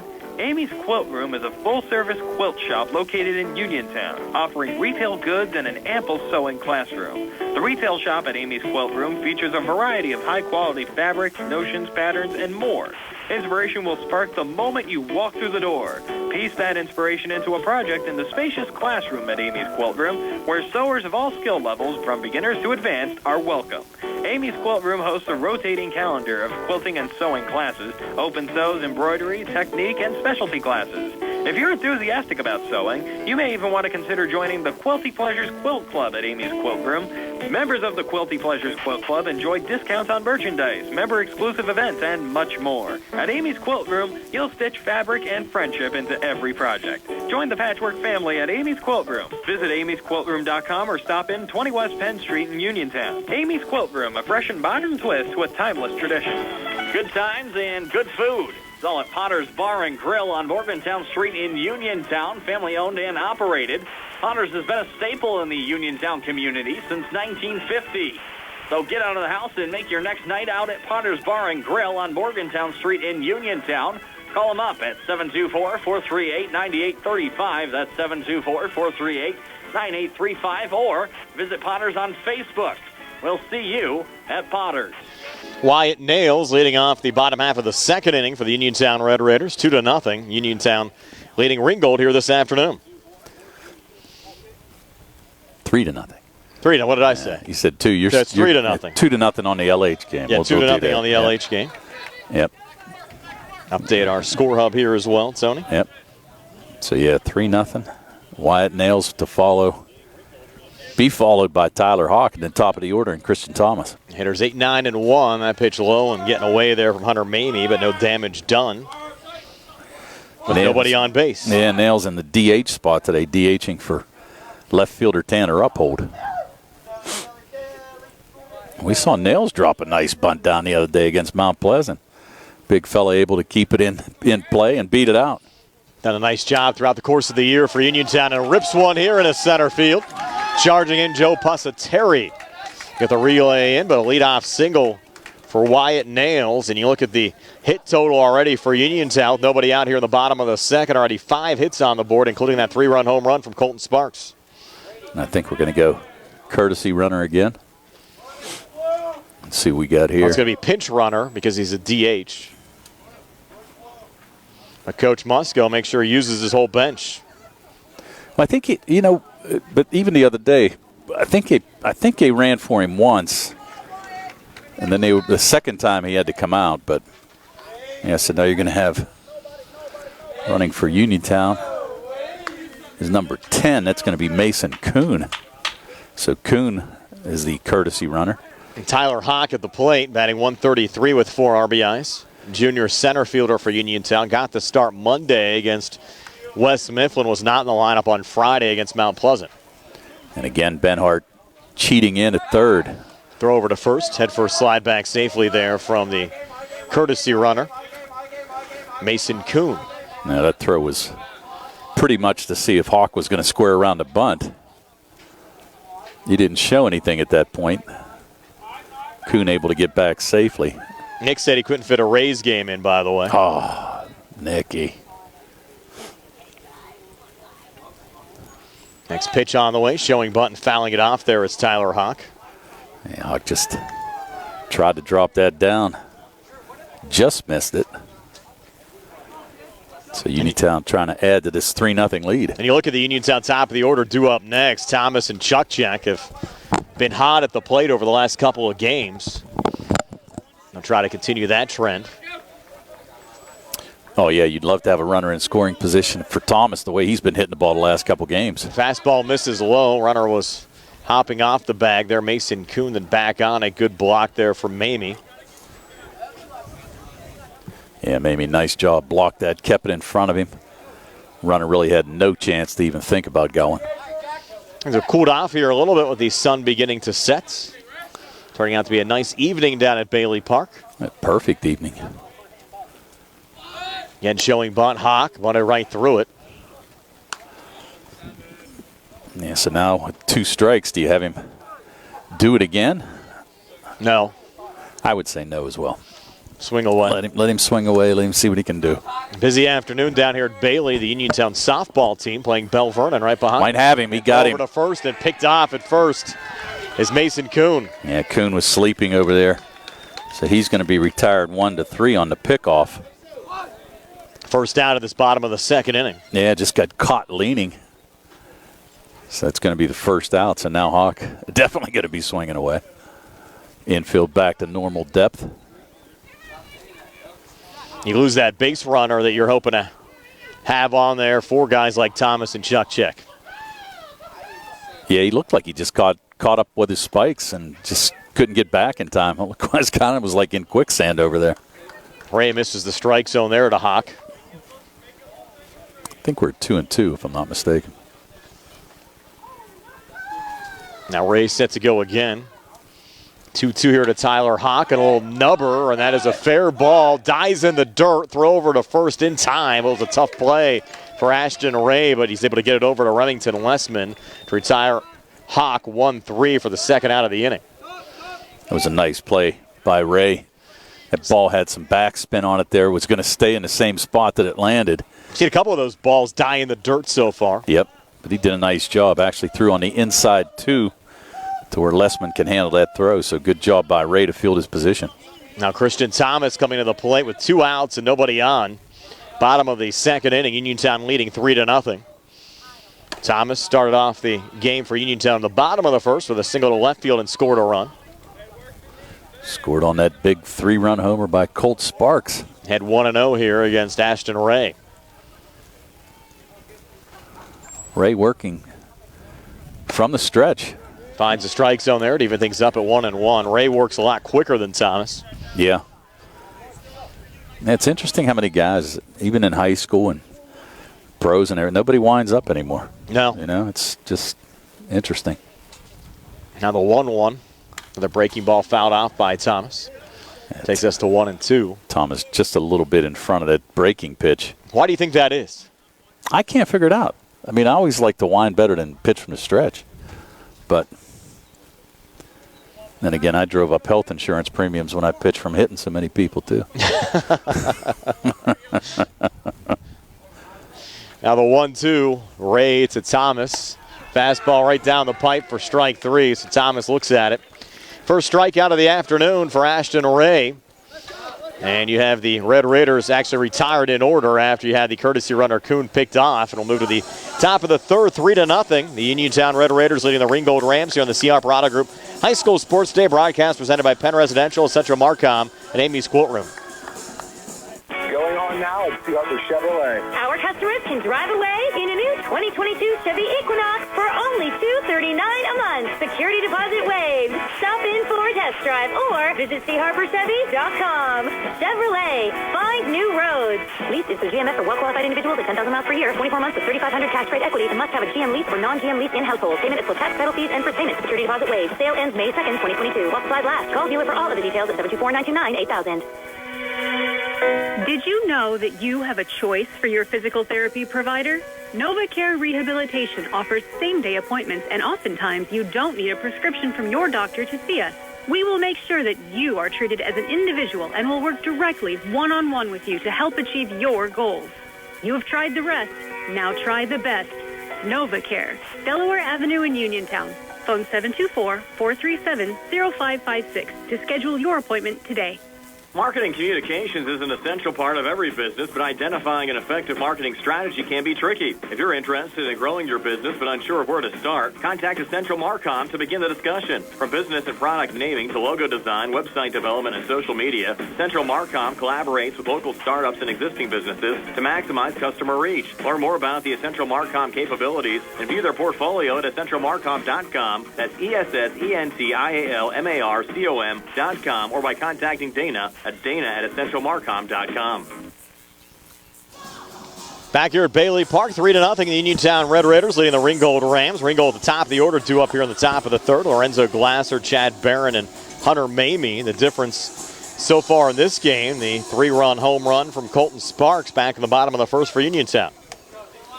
And Glasser reached on an error his first time up and was shot down trying to steal second base on a nice throw by Sparks. Now Thomas starting his third inning of work. First pitch here to Lorenzo Glasser, foul tipped, 0-1. Jimmy Burns checks in, Tony, and says less to control out of the stretch. Well, I understand that part, but I mean, it just, you know, you can get a lot of motion in whenever you're winding up, though. Jimmy knows that, though. 0-1 now to Lorenzo Glasser. And he got on via an error last time up and was caught stealing. A pitch in the dirt takes us to 1-1. Junior second baseman came in with a 167 average and an RBI. Yeah, I guess old school, you know. Wind up, stretch, man. Now the 1-1. And therefore a strike, 1-2 now to Lorenzo Glasser. Christian Thomas, 3 strikeouts already this afternoon. And for Christian now in the season, 24 strikeouts to 7 walks. Came in with a very impressive 1.05 ERA. 2-0 record. Hard luck, no decision against West Mifflin last Monday. Swing and a miss, strike 3. It's now 3 straight strikeouts for Christian Thomas. Sent down Lessman and Pusateri to end the second. Now sends down Glasser here to start the third. Yeah, Jimmy also knows that it doesn't matter how you do it as long as you throw strikes, yes, buddy. You keep yourself in the game. And not everyone obviously delivers the ball the same way, and very much like golf swings as well. Everybody kind of has their own way of doing things. If it's successful, there's no questioning it. Yep. And you have Thomas starting off Barrett with a breaking ball, swing and a miss, and Barrett now behind 0-1. Well, he started the last 2 batters off with breaking pitches and got ahead, so that's a good thing. Getting a sign now from Sparks. Now the 0-1 comes back with a fastball, and that's strike 2. Nice pitch there on the outside corner. Now Thomas a strike away from 4 straight strikeouts. Benhart, he singled his first time up, was stranded at third. And Barron to that in the center field. Another well-hit ball here going to second. Glove by Grego. Throw over to first in time to Tate Musco. So Barrett retired 4-3 for the second out of the inning, but the result the same, wasn't a strikeout. But nonetheless, 4 straight Rams have been retired, and you have Hunter Mamie coming to the plate. Like Barrett, Mamie singled last time up. Singled out to left field. Came in, though, with a .323 average, a homer, and 6 RBIs. Junior catcher for the Ringgold Rams. I'll apologize to Chad's parents already. I've mispronounced his name about 3 different times. So now a nub foul there by Mamie. Mamie, another tough name I'm sure that folks have trouble with. I got the pronunciation from head coach Donnie Roberts. You spell it M-A-M-I-E, but again, pronounced Mamie. Amy like Jamie. Yes. And it would actually be the same way. Put the J there instead of the M. But you look at it as M-A-M-I, you might think it's Mammy. Yep, that's it. They're going to toss that ball out. Looked like it had a little nick in it. Coach Roberts says, okay, throw that baby out. It caught the back of that fence. Mamie also singled his first time up, and he was stranded as Thomas was able to get out of that jam in the top of the first inning. Christian set here. Next pitch on the way. Fastball high and in tight. The Hunter Mamie. And the Rams a game back of Uniontown for the fourth and final playoff spot in the conference. Really need a sweep over the Red Raiders to keep realistic playoff hopes alive. Red Raiders get a sweep here. They'll just about clinch. Swing and a miss. And now 2 strikes on Hunter Mamie. Thomas mixing up his pitches extremely well here today. As we said, hitting spots, and just he looks good out there. Shakes off one sign here from Colton Sparks. Yeah, had a rocky top of the first inning, but has since settled down. Doing a nice job. As you said, 4 strikeouts already. Mamie stays alive, fouling off another pitch. Now they're trying to find the ball. Running out of baseballs here this afternoon. I think it got stuck in a fence. Doing a lot of construction today on the new Sheepskin Trail. Actually had some of the road closed back there. Yeah, I know. I tried to go down that way to park back here. Had to scramble. It's going to be looking good in a couple weeks, I think. Oh, yeah. And get things finished up. Extend the South Union portion of the trail. This ball from Mamie, well hit deep into left field. Look out. And Uphold able to come up with a diving effort. And it'll be the center fielder, Tyler Hawk, with a relay in. It'll be a stand-up double with 2 outs here in the top of the third for Hunter Mamie. So Mamie 2 for 2. And a good effort there by Tanner Uphold. Had to go a long way into that left center field gap. Extended out, made the dive, but just couldn't get to it. But Mamie now with a double. Interestingly enough, no courtesy runner for Mamie as a catcher. Going to be a good runner. Oh, yeah, I'm sure he is. Mason Seuss coming to the plate. Mason grounded out 6-3 first time up. Came in, though, with a solid .375 average and 2 RBIs. Right fielder for the Rams. Takes strike 1 here. Yeah, and if I'm not mistaken, he's a leading hitter on this team, correct? .375. I think he's got the highest average out of everybody. In fact, as far as the guys in the starting lineup today, only Seuss and Mamie with averages above 300. Yeah. As we said, coming in as a team, hitting only .210. That pitch a little low, blocked there by Sparks, and holding his position at second is Mamie. Nice job there by Sparks. Fortunate enough, didn't shift his weight out there. Actually tried to backhand it, but fortunate enough to get it with a glove. And keep Mamie at second base. Cooling off here, Tom. I have to get a jacket out of my car here for the later innings. Yeah, the sun will be going down behind you. Sunset, though, not until about 8:20 tonight. There should be plenty of daylight unless this one goes extras to get it in.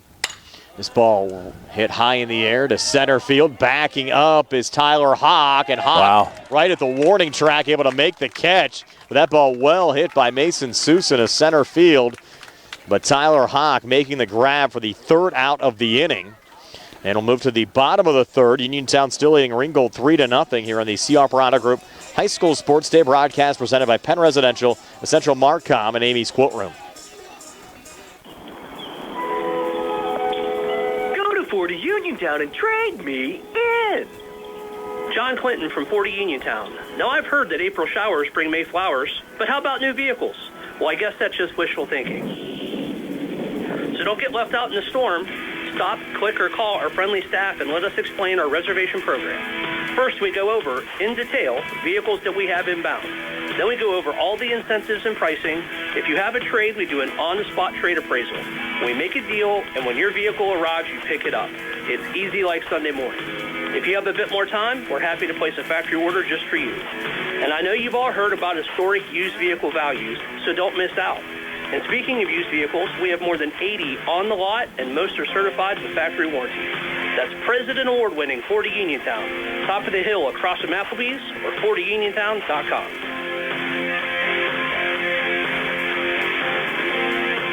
Mom Maruka's Pizza Shop, located at 64 Barton Mill Road in Uniontown, is your prime place to enjoy local high school sports. Mom Maruka's is family-owned and operated, where pride of ownership certainly shows. The Sampson family carries on the tradition of homemade pizza, salads, subs, and wings. Mom Maruka's is open Monday through Saturday, 4 to 10 for indoor-outdoor dining and takeout. Call 724-438-9066 or visit MomMarukaPizza.com for their menu. Welcome back to Bailey Park. We're headed into the bottom of the third inning. Uniontown coming to bat with the number 2, 3, and 4 hitter. It'll be Hunter Chukchek, followed by Tate Musco and Colt Sparks. Ashton Ray out for his third inning of work. Chukchek singled his first time up and scored on the home run by Colt Sparks in that first inning. Uniontown leading 3-0. And what we said was a crucial game for playoff implications. Chukchek takes the first pitch outside for a ball. Chukchek set. Ray gets a sign. Pitch just a bit inside. Tony, we even had a couple of folks from the Uniontown dugout asking, a couple of the players want to make sure you're on the call today. Yeah. It's not a Uniontown baseball game without Tony Hanul. Yeah, right. They don't know any better. Chukchek fouled that one off into the woods on the right side. There's got to be a lot of baseballs up in those woods. I don't think so. Oh, man. Especially now when you have the spring brush starting to grow up a little bit. Exactly. Makes them a little bit harder to find. We were a couple of weeks ago. You were able to track down a lot of those balls just over the last week or two. A lot more green in the trees. Next pitch here to Chukchek, called strike. Nice pitch. We at 1 and 2 here, Tone? Yeah. Ray to Chukchek. Nice pitch there. Ray able to catch that inside corner. I went and got that jacket out in between innings. Hence the reason I was on play-by-play for a while. That pitch a little low. Now 2 and 2. Ray to Chukchek. Tried to catch that outside corner on that one. And Ray starting to settle down a little bit after Uniontown picked up 4 hits and scored 3 runs on the 3-run home run from Colton Sparks back in the bottom of the first inning. Gave up that single to Nails, but the courtesy runner Kuhn was picked off, and that's going to be strike 3 there on Hunter Chukchek. And now you have Ray with back-to-back strikeouts. Right. As you mentioned, both of them settling down now, Thomas and Ray. That's going to bring up Tate Musco. Musco popped out to the third baseman as he tried to drop a bunt down in that first inning. He'll be swinging away here. And not something you see every day. No. Like I said, you can see, too, he didn't feel real comfortable with it. Would rather swing away, and I don't blame him. Called strike 1 there on Musco. Update on the Laurel Highlands game, end of the 6th. 3-1 Mustangs over Elizabeth Forward. Joe Chambers did get the start, went 6, and then had to get pulled due to the fact he hit 100 pitches. Matthews now pitching for Laurel Highlands. 2 strikes now on Tate Musco. And Laurel Highlands and Uniontown to meet next week. Monday's game will be here at Bailey. Tuesday at Laurel Highlands, either at the high school or down at Hutchinson Field. The Mustangs did play a home game at Laurel Highlands on Saturday against University High. The first time they've used the high school field all year. Musco, a little nubber, got past the pitcher Ray. Picked up there by Cantini over to first in time. The Remington Lessman to retire Musco 6-3 for the second out of the inning. And give Cantini a lot of credit there. Right place, right time behind Ray, making the throw over to Lessman. And 2 up, 2 down for the Red Raiders here in the bottom of the third. And showing off a pretty nice arm right there, too, by Cantini. Able to get Musco. I thought the play would be a little bit closer, but Cantini with the gun. And able to pick up the second out of the inning. So now Sparks, big man here today, 3 RBIs on the 3-run homer in that first inning. Trying to continue that trend. We'll take the first pitch here for a strike, 0-1. Came into the game with a .343 average. Now has a homer and 12 RBIs after that shot over the left center field wall back in the bottom of the first inning. Only run scored so far in this game. Now the 0-1. Another fastball, nubber here, going to third, scooped up there by Barrett. Throw over to first in time to Lessman to retire Sparks 5-3 for the third out of the inning. So the Red Raiders retired in order here in the bottom of the third. We'll go to the top of the fourth, still 3-0 Red Raiders of the Ringgold Rams. Here on the C.R. Barada Group High School Sports Day, broadcast presented by Penn Residential, Central Marcom, and Amy's Quilt Room. Going on now at Harper Chevrolet. Our customers can drive away in a new 2022 Chevy Equinox for only $239 a month. Security deposit waived. Stop in for a test drive or visit CHarperChevy.com. Chevrolet, find new roads. Lease is through GMF for well-qualified individuals at 10,000 miles per year, 24 months with $3,500 tax rate equity, and must have a GM lease or non-GM lease in household. Payment is for tax, title fees, and for payment. Security deposit waived. Sale ends May 2nd, 2022. While supplies last. Call dealer for all of the details at 724-929-8000. Did you know that you have a choice for your physical therapy provider? NovaCare Rehabilitation offers same-day appointments, and oftentimes you don't need a prescription from your doctor to see us. We will make sure that you are treated as an individual and will work directly one-on-one with you to help achieve your goals. You have tried the rest. Now try the best. NovaCare, Delaware Avenue in Uniontown. Phone 724-437-0556 to schedule your appointment today. With branches in Markleysburg, Connellsville, Hopwood, Uniontown, and Perryopolis, Somerset Trust Company is truly Fayette County's community bank. We invite you to stop by and experience the Somerset Trust Company difference. Local decision-making, convenient locations, extended hours, award-winning online and mobile banking, and more. Somerset Trust Company, community banking worth talking about. Branches and ATMs throughout Fayette County. Clay Dean, Eric Odom, and Austin Grego due up for Uniontown here in the. Oh, check that. We're moving to the we're going wrong top, speed here. Top of the fourth. So Yep. it's going to be Gianni Cantini, Ashton Ray, and Brad Banaszak for the Ringgold Rams. We're talking a soup in between innings and not paying attention to what's going on, Tone. It's quite all right. I got you, bro. Got your bag, buddy. So hitters 5, 6, and 7 for Ringgold. Cantini, Ray, and Banaszak. And Cantini, who struck out swinging to end the top of the first inning and lead things off here on the top of the fourth for the Rams. First pitch on the way, fouled off on the right side from Gianni, who came in with a 182 average and an RBI. Yep, and another ball up in the woods there, Brian. Seen a lot of those. It is way. It's way up there. Is right. You need like a pulley system to get guys up and down there. Nice breaking pitch right there by Thomas. Count now 0-2. Perfect pitch. Kind of froze Cantini right there. And here's the 0-2 pitch from Thomas. It's on the way. This ball nubbed right to the first baseman. Tate Musco makes the grab for the first down of the inning. Musco never even had to move. Bring that glove up, and that was it. Never had to move right or left, right at him. So one out. And here comes Ashton Ray. Ray grounded out the shortstop Chuck check on a really close play in that second inning of his first at bat. Came in with a 160 average. Take the first pitch here high for ball one. As you said, Ray has done a nice job on the mound. He's settled down after that first inning, really. One bad pitch that he got caught by Sparks, but outside of that, he's done well after that. Line and fire again. That pitch in there for a strike to Ashton Ray. Yeah, I think Ray was guessing breaking pitch right there and got that fastball. Thomas able to sneak it right past him. Thomas set again. Delivers. Fastball swing and a miss from Ashton Ray. Now 2 strikes on Ashton. You look at Christian Thomas. He's now retired 6 of the last 7 batters that he's faced in this game. Right. Just gave up the double to Mamie back in the third. 1-2, a little low to Ashton Ray.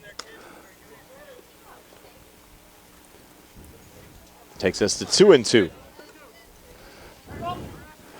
And unfortunately, like I said, I did not start the pitch count, so I'm not real sure where he's at. Now the 2-2 on the way. Ooh. They missed by much. Take us full to 3-2. Yeah, Thomas has yet to walk a batter. Actually, there hasn't been a walk yet in this game by either pitcher. No one hit either. No. Now the 3-2 on the way, and that'll be your first walk. Kind of put the eyes on that one, Tone. I heard it. I heard him. I heard him get me. I bring up Brad Banaszak. Banaszak single to right center field last time up in the top of the second. And a 3-0 lead for Uniontown over Ringgold. To work here in the top of the fourth. Yeah, I heard Soup telling me I put it on him. Again, Ray, not a big lead there, and no courtesy runner for Ray either. Coach Roberts confident his pitchers and catchers running, and that ball popped up by Banaszak, backing up as the second baseman Austin Grego able to make the catch for the second out of the inning. Of course, nowhere for Ray to go. Remains on first. Now bring up Remington Lessman, who struck out swinging first time up, junior first baseman. Came in with a 160 average and an RBI.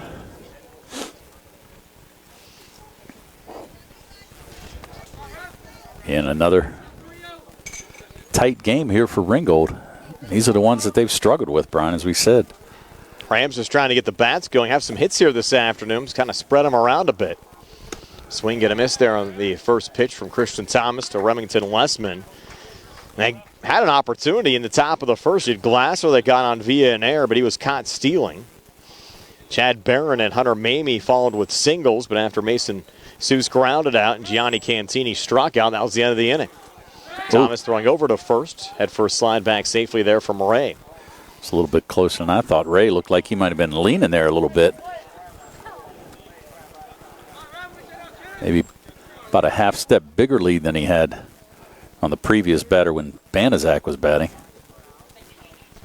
Thomas's next pitch to Lessman. Misses there. And just missed high.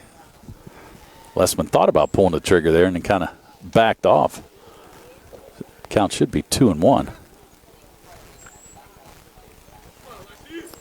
Thomas again. Deliberates. Look over at first. 2-1 pitch to Lessman. Fastball misses low. Now 3-1. She already had the walk issue this half inning to Ray. And Thomas trying to avoid walking Lessman with Pusateri in the number 9 position in the batting order due up next here for Ringgold. Now 3-1 pitch. Thomas to Lessman.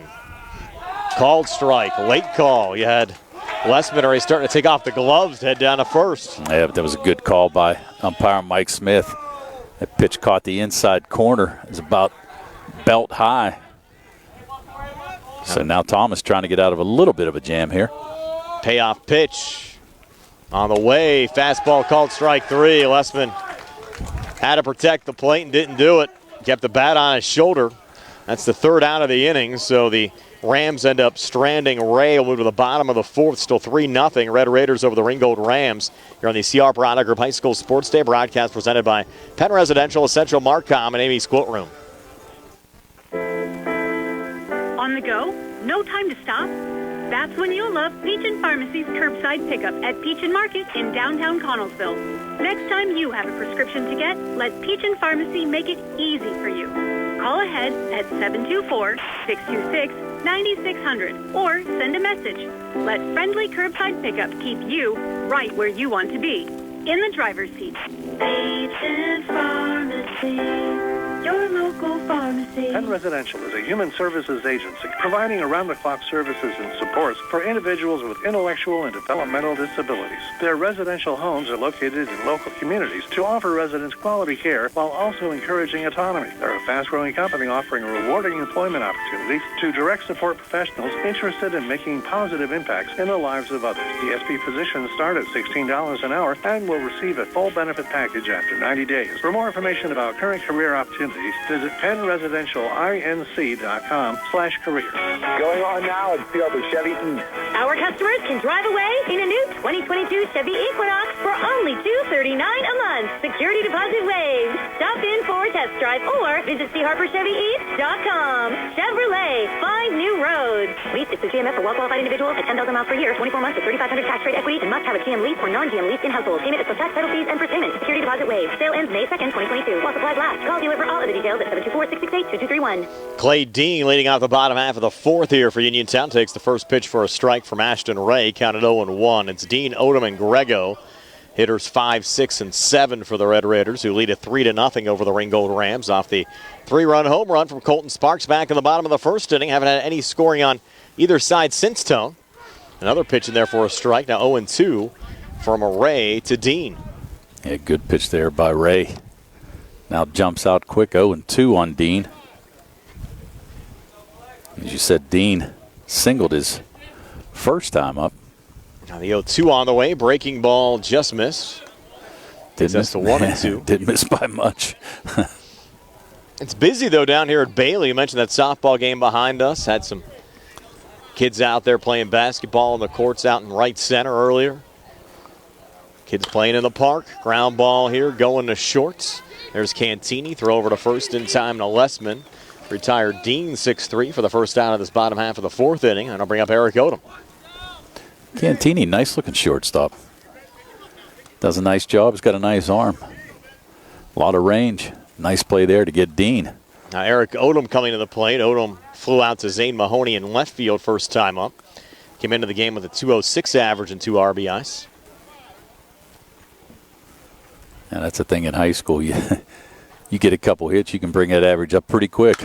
Ray, first pitch swinging here. Ground ball getting past Chad Barrett into left field.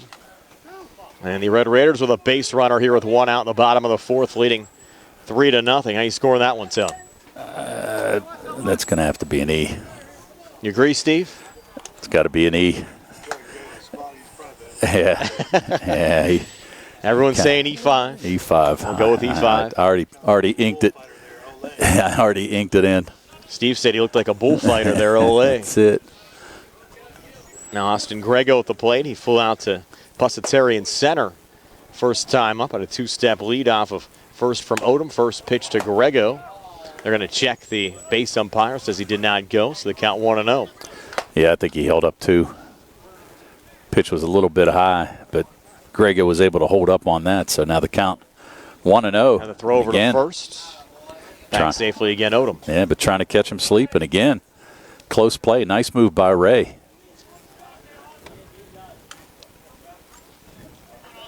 Already picked off one guy earlier. Actually picked off the pinch runner for Nails, or courtesy runner, I should say. That was Mason Kuhn. Yep. Pitch to Grego in for a strike. He didn't like that call too much on the inside corner. Yeah, good looking pitch up. I wonder how Mike Smith likes the transition from coaching to umpiring this year. A little bit different, yes. That's for sure. I was an assistant coach on the Laurel Highlands staff last year, and Grego going around there. Jerry telling me that number 33, Clay Dean, warming up behind us for Uniontown. I have to think, though, you're going to stick with Thomas until he gets to the pitch count, unless he starts to struggle. Oh, you got to ride him. I mean, here's the thing. You can't save him for tomorrow. It doesn't make any difference. You don't have any other conference games the rest of this week. So after tomorrow. Yep. So I'm riding that horse. Now Ray's next pitch here, a little high and inside there to Grego. Yeah, he's pitching a nice game. Like I said, I don't know what the pitch count is. I wanted to try to keep him today. Actually remembered to bring my pitch counter, Brian, but probably talk to Smitty or maybe have him in the dugout. Oh, no, I'm sure they do. We can get him next half inning. Pitch to Grego. That's a called strike. Throw down to second, and you're going to get a strike him out, throw him out. Yes, they are. Double play to end the inning. So Grego goes down with strike 3. Odom caught stealing. That ends the bottom half of the fourth inning. Still a 3-0 lead for Uniontown over Ringgold after 4 here on the CR Piranha Group High School Sports Day. Broadcast presented by Penn Residential, Essential Marcom, and Amy's Quilt Room. Casey's now offers a sit-down banquet hall at 65 Lebanon Avenue in Uniontown and can seat up to 50 people with kitchen facilities available. Bring your own food or let Casey's fine staff cater it for you. A perfect intimate setting for your small affair, such as showers, reunions, or after funeral dinners. For all information, phone 724-550-4126. That's 724-550-4126. 724-550-4126 for Casey's Sports Cafe. Amy's Quilt Room is a full-service quilt room located in Uniontown, offering retail goods and an ample sewing classroom, welcoming sewers of all skill levels, from beginners to advanced. If you're enthusiastic about sewing, you may even want to consider joining the Quilty Pleasures Quilt Club at Amy's Quilt Room. You'll stitch fabric in friendship with every project. For more information, visit amysquiltroom.com or stop in to see them at 20 West Penn Street, Uniontown. Amy's Quilt Room, a fresh and modern twist to a timeless tradition. Penn Residential is a human services agency providing around-the-clock services and supports for individuals with intellectual and developmental disabilities. Their residential homes are located in local communities to offer residents quality care while also encouraging autonomy. They're a fast-growing company offering rewarding employment opportunities to direct support professionals interested in making positive impacts in the lives of others. DSP positions start at $16 an hour and will receive a full benefit package after 90 days. For more information about current career opportunities, visit PennResidentialInc.com/careers. Leading off the top of the fifth with a bunt attempt, Pusateri trying to slide into first and called out. How about that, Tone? Trying to mix things up there with a leadoff bunt on the first pitch from Pusateri. Well, you had Dean playing a little deep there at third, but a nice job by Thomas to get off the mound there, make a strong throw across the diamond and get Pusateri. But a good idea. That was pitch number 69 for Christian Thomas on that first delivery to Pusateri. He limited to 100 here in the high school game. First pitch swinging there in the foul territory on the right side. Diving catch, Eric Odom. So 2 pitches, 2 outs here in the top of the fifth. Just what the doctor ordered. They want to keep the pitch count down. There you go. So you pitches 69 and 70. Both go as outs here in the top of the fifth. Yep. I'm sure Thomas could go for a 3-pitch inning. Chad Barrett coming to the plate. He's 1 for 2 today. Singled back in the first inning, grounded out 4-3 back in the third.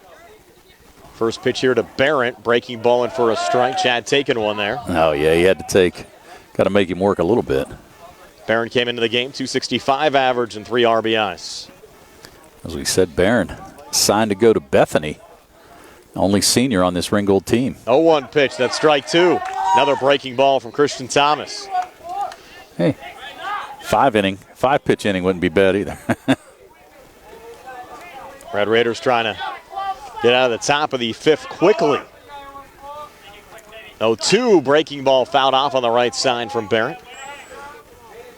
Remains 0-2. Laurel Highlands using their third pitcher of the afternoon. Tight game, 3-1. Bottom of the seventh. And Elizabeth and Braden O'Brien on the pitch. In for Matthews, who came in for Chambers with the pitch limit. That one well out of the zone there from Christian Thomas. So getting a little nip and tuck down there in Elizabeth, it sounds like, in the seventh. Getting interesting, yep. We saw Elizabeth forward here. They've got a nice team. Yeah, they're scrappy. Yep.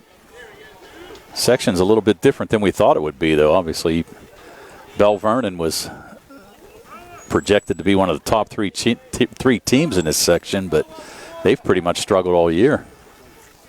Only, 2-6 in conference play. And West Mifflin has controlled the conference throughout the course of the season.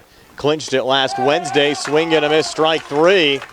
Ends up being a quick inning nonetheless. Rams retired in order. Pusateri, Glasser, and Barrett will go to the bottom of the fifth. Uniontown still leading 3-0 over Ringgold. Here in the CR Parada Group High School Sports Day broadcast presented by Penn Residential, Central Marcom, and Amy's Quilt Room. Spring forward to home construction season with First Federal of Greene County. First Federal's construction and improvement loans puts you in charge of your dream home project with all the tools you need. First Federal offers construction loans, owner-builder loans, and home improvement loans. With offices in Fayette, Greene, and Washington counties, your loan stays here. Visit with a First Federal loan officer today or apply online at firstfederalofgreene.com. First Federal Savings and Loan Association of Greene County. Member FDIC, Equal Housing Lender, NMLS number 458729. On the go? No time to stop? That's when you'll love Peach & Pharmacy's curbside pickup at Peach & Market in downtown Connellsville. Next time you have a prescription to get, let Peach & Pharmacy make it easy for you. Call ahead at 724-626-9600 or send a message. Let friendly curbside pickup keep you right where you want to be, in the driver's seat. Peach & Pharmacy, your local pharmacy. Going on now at Seahawks Chevrolet. Our customers can drive away in a new 2022 Chevy Equinox for only $239 a month. Security deposit waived. Stop in for a test drive or visit cheharborchevy.com. Chevrolet, find new roads. goods. Lease is through GMS for well-qualified individuals at 10,000 miles per year, 24 months with 3,500 tax-rate equity, and must have a GM lease or non-GM lease in household. Payment is for tax, title fees, and first payment. Security deposit waived. Sale ends May 2nd, 2022. While supplies last. Call dealer for all of the details at 724-929-8000. Wyatt Nails taking ball one from Ashton Ray. Both Ashton Ray and Christian Thomas have gone the distance so far for their respective teams. Uniontown leading Ringgold 3-0 as we work here in the bottom of the fifth as Nails fouls off that pitch from Ray. Yeah, Nails, he knows he missed that one just by a hair. He had that hanging breaking ball right there and fouled it off. Instantly looked down at Coach Musco, and he knew what he missed there. Ray again from the stretch. 1-1 fastball, and this ball well hit into left field. Moving over and making the grab, Zane Mahoney, the left fielder, for the first out of the inning. And bring up Tyler Hawk, the junior center fielder, batting 133 with 4 RBIs. Hawk grounded out 1-3 first time up back in the second inning. Yeah, after trying to drop a couple bunts down, actually just hit a little dribbler. And Ray able to come off the mound and make his nice throw to get Hawk at first. Ray's first pitch here to Hawk. High and inside for ball one. And these two schools meet tomorrow down at Ringgold. We'll have the Laurel Highlands game for you against Elizabeth Forward. Again, those two teams in the 7th right now. Mustangs up 3-1 over the Warriors.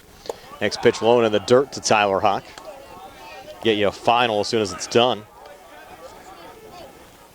That's got to be pretty close. You said it was in the 7th, so. Correct. Hopefully the Mustangs held on.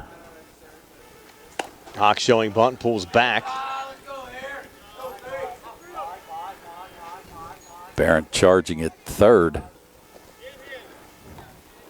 But Hawk able to pull back. That pitch was a bit outside. Probably wouldn't have been able to handle that one anyway. Ray's next pitch, right down the pipe for strike 2 to Tyler Hawk.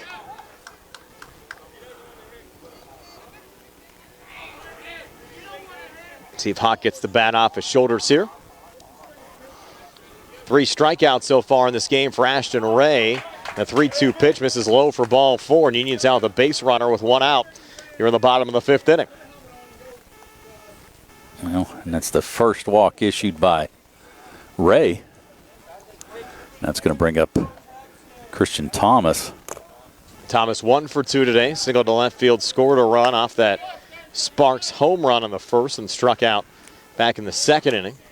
So the Red Raiders getting set to move through the lineup for the 3rd time in this game. Thomas's average up to 225 now. Takes the first pitch here for a strike from Ashton Ray, 0-1. Christian looking for something to drive here in the gap. Add a little insurance. First. Yeah, add a little insurance run here for himself.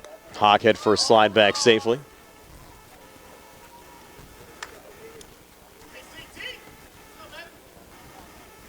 Now Thomas set again. Next pitch on the way, and Christian pops it up on the right side. Could be Charging trouble. in from right field is Mason Seuss diving. Did he come up with it? Yes, he did. So Mason Seuss was an easy tone out in right field, able to make the catch for the 2nd out of the inning. He had to cover a lot of ground there, Brian. He was playing pretty deep, and that ball was more towards the line. A nice catch, almost overran it, but able to make the nice catch and actually got up and looking to make the double play, but Hawk able to get back to first easily. So now Chuck trying to keep this inning alive for the Red Raiders. He's 1 for 2 today. Bunt single, scored a run in the first inning. Struck out to start the 3rd. Throw over to first and back safely again is Tyler Hawk. Rain certainly in the forecast tomorrow, Tone, so don't know if we're going to be able to have local baseball on the air tomorrow night. We'll wait and see. I think rain's in the forecast for the next 3 months. Yes, hard ground ball here to short. And the little flip for the final out. Cantini to Glasser to end the inning. So Hunter Chuckcheck retired. Goes 6-4 to end the bottom half of the 5th inning. So we go to the top of the 6th. Rams down to their final 6 outs, trailing 3-0. We're back in a moment here on the C.R. Parada Group High School Sports Day broadcast presented by Penn Residential, Central Marcom, and Amy's Quote Room. Sam Davis was a gift from heaven. He knows the law and the court system unlike anyone else I've ever met or seen. Sam helped me get through the federal court system with the best possible outcome. Davis & Davis, personal injury and workers' comp. We at Davis & Davis are humbled by what our clients have to say about us. If you've been injured, call me, Jim Davis, for a free consultation. We have been helping injured people for over 40 years. Call 724-437-2799. UPMC Centers for Rehab Services on Wayland Smith Drive offers cutting-edge physical therapy. Jim Burns and his staff are residents of the community, treating sports injuries, neurological conditions, back pain, sprains and strains, joint replacements, hand injuries, and other conditions. They treat you efficiently and safely by taking all necessary precautions while disinfecting the clinic regularly. All insurance accepted. Experienced therapists. Convenient location and hours. Part of the community. Call the office with a prescription from your doctor or schedule by direct access 724-437-7500. Bad hair day? Bad day at the office? Bad day behind the wheel? Hey, stuff happens, even to the best of us. At least your car insurance rate doesn't have to take a hit. Get Erie Rate Lock from Erie Insurance. Gives you a great rate that stays put until you change a car, driver, or your address. Plus, seriously good service. Now that's something to smile about. Your Erie agent in Uniontown and Ross Traver Township is Sproul's Insurance Group, 724-437-9812, or go to SproulsInsurance.com. Erie Rate Lock does not guarantee continued insurance coverage and is not available in all states. Moving down to the top of the sixth, still a 3-0 lead for Uniontown over Ringgold here at Bailey Park in Uniontown. Hunter Mamie, Mason Seuss, and Gianni Cantini hitters 3, 4, and 5 up for the Rams, and fouling off the first pitch there is Mamie. Well, in the end, this is the inning they're going to have to do something right now. Ringgold has left 5 men on base in the first 5 innings. That's really the difference in the game. Sparks' home run in the in the bottom of the first. But really, Ringgold not able to put anything together here offensively. Count 0-1. Thomas's 0-1 pitch. Mamie well hit.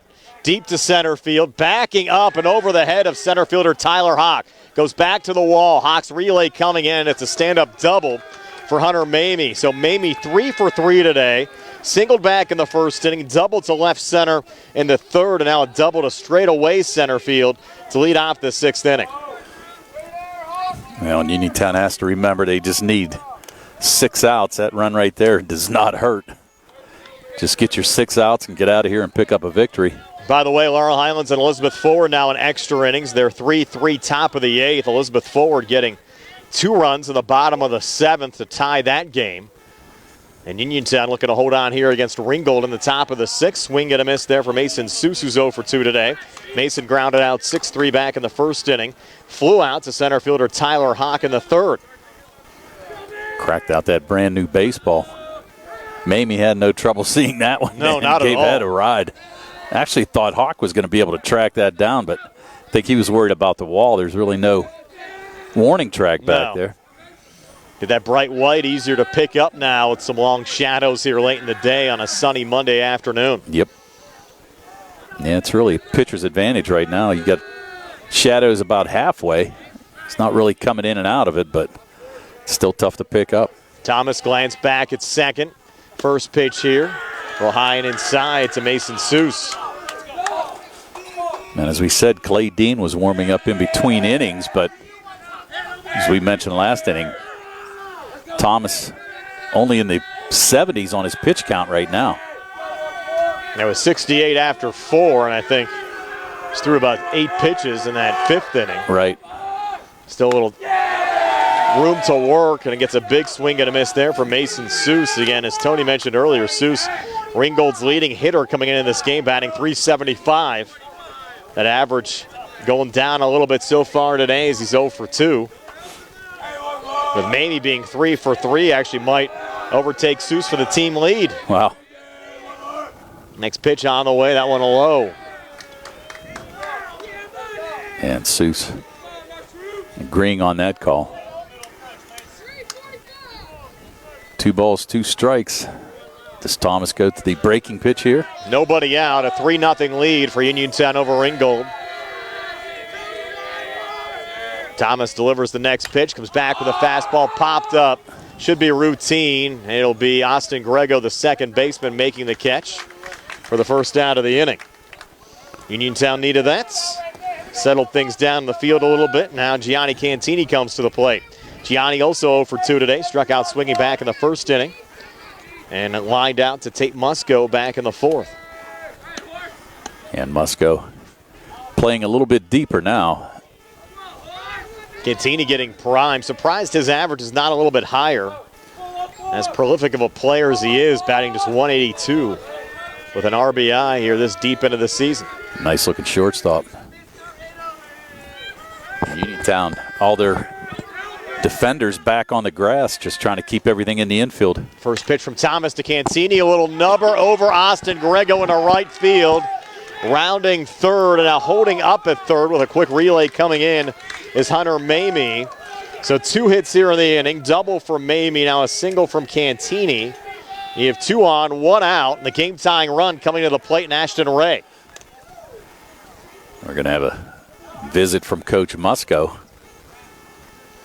Basically just trying to settle him down a little bit. Mamie's run doesn't mean anything at this point. Whole infield coming in. Reminder, stay tuned after the game. No live sports on WMBS tonight. Both the Pirates and the Penguins off. We'll have the replay of the Gardening with Joey and Holly radio show after a news update from Nick Barczyk, who's fresh back from Florida tonight.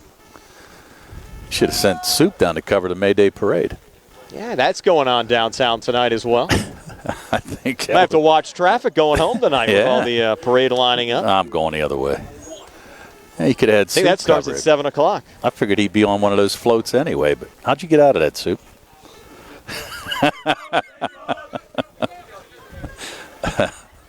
You and Mark Esper. He's the Grand Marshal. Yep. Former Secretary of Defense. Yep. Smitty breaks up the meeting on the mound. West Point grad, Markey. Here we go. Great opportunity for the Ringgold Rams. Down 3-0. 2 on, 1 out. Ashton Ray at the plate. Ray walked last time up, grounded out 6-3 back in the second inning. Now right now, Uniontown looking for that hot shot, maybe a double play to get out of here. Now Thomas from the stretch. Runners on the corners, 1 out. Ray's primed at the plate. Thomas again taking his time. Long look in here to Colt Sparks. Now delivers the first pitch. Called strike. Double steal on the way. Cut off. Throw from Chuck. Got him. Back home. And the safe at home is Mamie. And going all the way down to third is Cantini. Wow. Whoa, whoa, whoa. Okay. So they put the double steal on. Safe at home for Mamie. First run of the game for the Ringgold Rams. Now, and smart base running there by Cantini, just kept running, so he's at third. Good so just job. 1 out here in the inning. Yeah, good job of base running right there.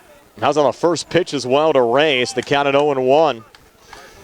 Donnie Roberts coaching aggressively, paying off here for the Ringgold Rams. Now, really, their only chance was in the first inning. I mean, obviously you had the double there by Mamie that they stranded him, but there was 2 outs at that time. Swing and a miss from Ashton Ray, so Ray now behind 0-2.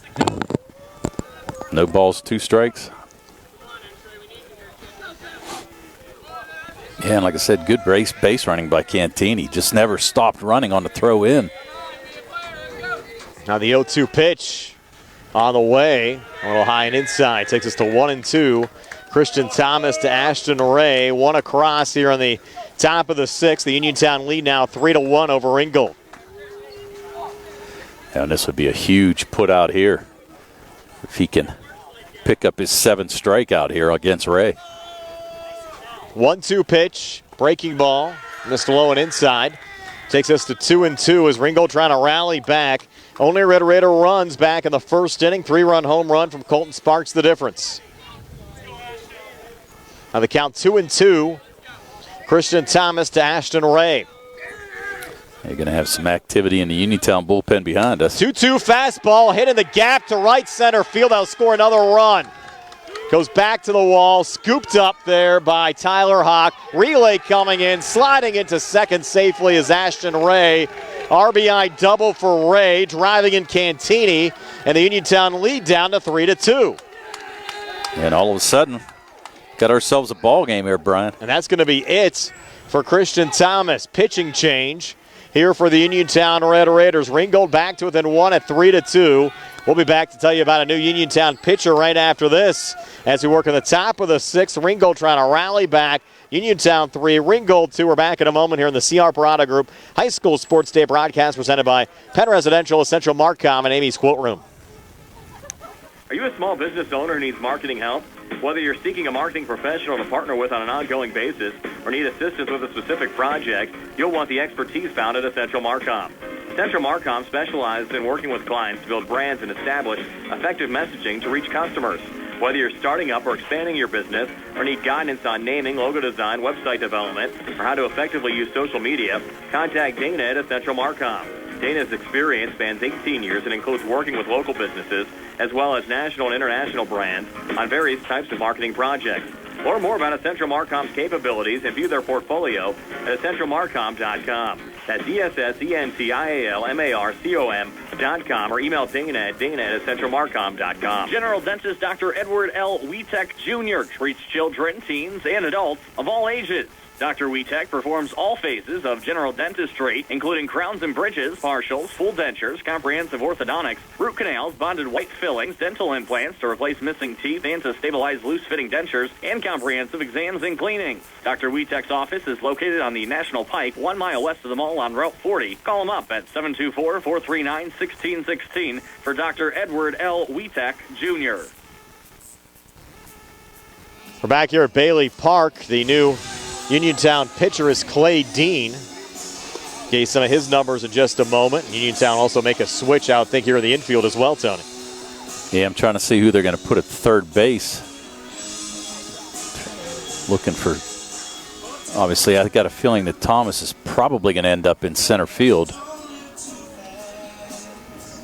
Let's see what they do. But quick numbers on Thomas. He's still responsible for Ray, who's at second base, but he's pitched 5 1/3, gave up 7 hits, 2 runs, both of them earned so far. Had 1 walk and struck out 6 guys in those 5 1/3 innings. For Dean on the mound, this will be his 5th appearance. We're 10 innings, not factored in any decisions so far. He's given up 8 hits, 6 runs, 5 of them earned, struck out 7 while walking 5, and has a 3.50 ERA. Let's see. They have to take it back. Thomas switched to third base. So basically just a position switch just a there. position switch, right. So Dean to the mound and then Thomas to third. So, yep. And you have Brad Banaszak at the plate. Brad 1 for 2 today. Single to right center field back in the 2nd inning. Flew out to Austin Grego in the 4th. First pitch here to Banaszak from Dean. Fastball low, but Banaszak swinging and missing. So the count at 0-1. So here on the reset zone, he got 1 out. Top of the 6th inning. 2 runs already across here for the Rams. And you have the game-tying run. And Ashton Ray now on second base with Brad Banaszak at the plate. Clay Dean now pitching for Uniontown. The count 0-1. And the 0-1 pitch, another fastball. This one missing low and outside to even up the count at 1-1. Man, Dean comes in a tough situation right here. Only 1 out. Like I said, the runner at second base. And a pretty good hitter in Banaszak, who you said was 1 for 2 here today. Now Dean's 1-1 pitch here on the way. Another fastball popped up in the infield. Backing up there is Tate Musco, but he's going to let Austin Grego field the baseball. And Austin able to make the catch for the 2nd out of the inning. So twice in this game. Banaszak's been retired F4. Now you have 2 down as Uniontown trying to get out of this inning. Any additional damage being done. Remington Lessman coming to the plate. He struck out swinging twice in this game, both in the 2nd and the 4th inning. But this is his first time obviously facing Clay Dean. Nice play there by Grego. I think actually Musco might have lost that in the sun. He kind of started wandering around about it, and then Grego was smart enough to call him off and make the catch. Lessman fouling off the first pitch here. Actually went off of my car. No, it didn't. Yes, go it did. Did it? Went off my car. Oh, jeez, a whiz. And there you have it. Hopefully no dent. I'm actually parked. For it to hit where it did is remarkable. I'm actually parked behind the snack bar, and it actually hit on a line there and still went into it. So what are you going to do? Wow. Late time. Mike Smith granted it to Lessman. So Lessman now 0-1. And Dean trying to get out of here and hold this 3-2 lead for the Red Raiders. A long look in now from Dean. Glance back at second. Another fastball and a little check swing. Fair ball. This could be trouble. Scooped up by Thomas. Long throw over nice the first throw. in time to retire Lessman 5-3. That was not easy, Tone. No, it wasn't. Lessman retired for the third out of the inning. Ringgold does get 2 to cut the Uniontown lead down to 1 at 3-2. Red Raiders, though, coming to bat here in the bottom half of the 6th when we come back. Up 3-2 here on the CR Parada Group High School Sports Day. Broadcast presented by Penn Residential, Central Marcom, and Amy's Quote Room. UPMC Centers for Rehab Services on Wayland Smith Drive offers cutting-edge physical therapy. Jim Burns and his staff are residents of the community, treating sports injuries, neurological conditions, back pain, sprains and strains, joint replacements, hand injuries, and other conditions. They treat you efficiently and safely by taking all necessary precautions while disinfecting the clinic regularly. All insurance accepted. Experienced therapists. Convenient location and hours. Part of the community. Call the office with a prescription from your doctor or schedule by direct access 724-437-7500.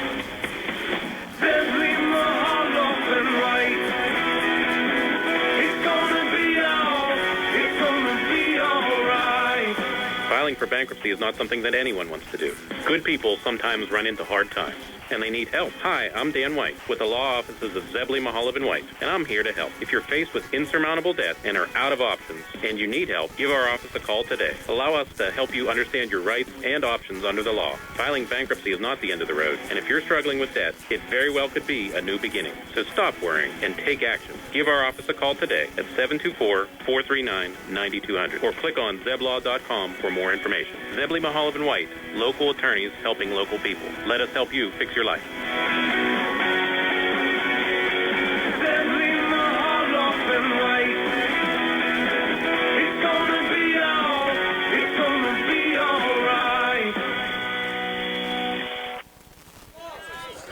Welcome back to Bailey Park. We're in the bottom of the 6th inning.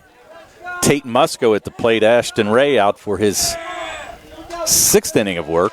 Might have to see one of our auto body, either Ted Silver or Uniontown Detailing. I got a dent in my car. Got a little dent? Yeah. Well, they got that sticker. They can just pop it right out. It's no problem. Make you park safe, and they end up not. Tate Musco at the plate, leading off the bottom half of the 6th here for Uniontown. Support your sponsors. Yes. Well, high and outside. It'll be Musco, Sparks, and Dean for the Red Raiders here in the bottom of the 6th inning, looking to add a couple. Hitters 3, 4, and 5. Yep, their lead cut to 3-2. Musco, as you said, flew out to third base as he tried to bunt and then grounded out to short. Next pitch, a little high and outside there to Tate.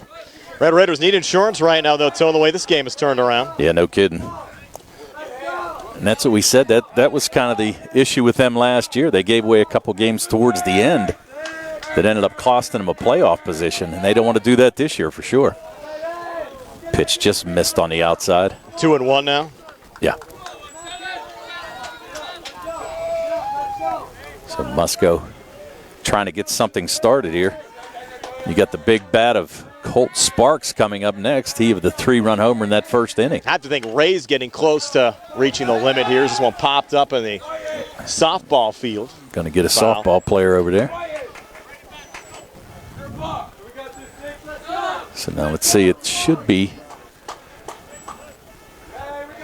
And I think Mike Smith might have given it a full count. I'm not sure.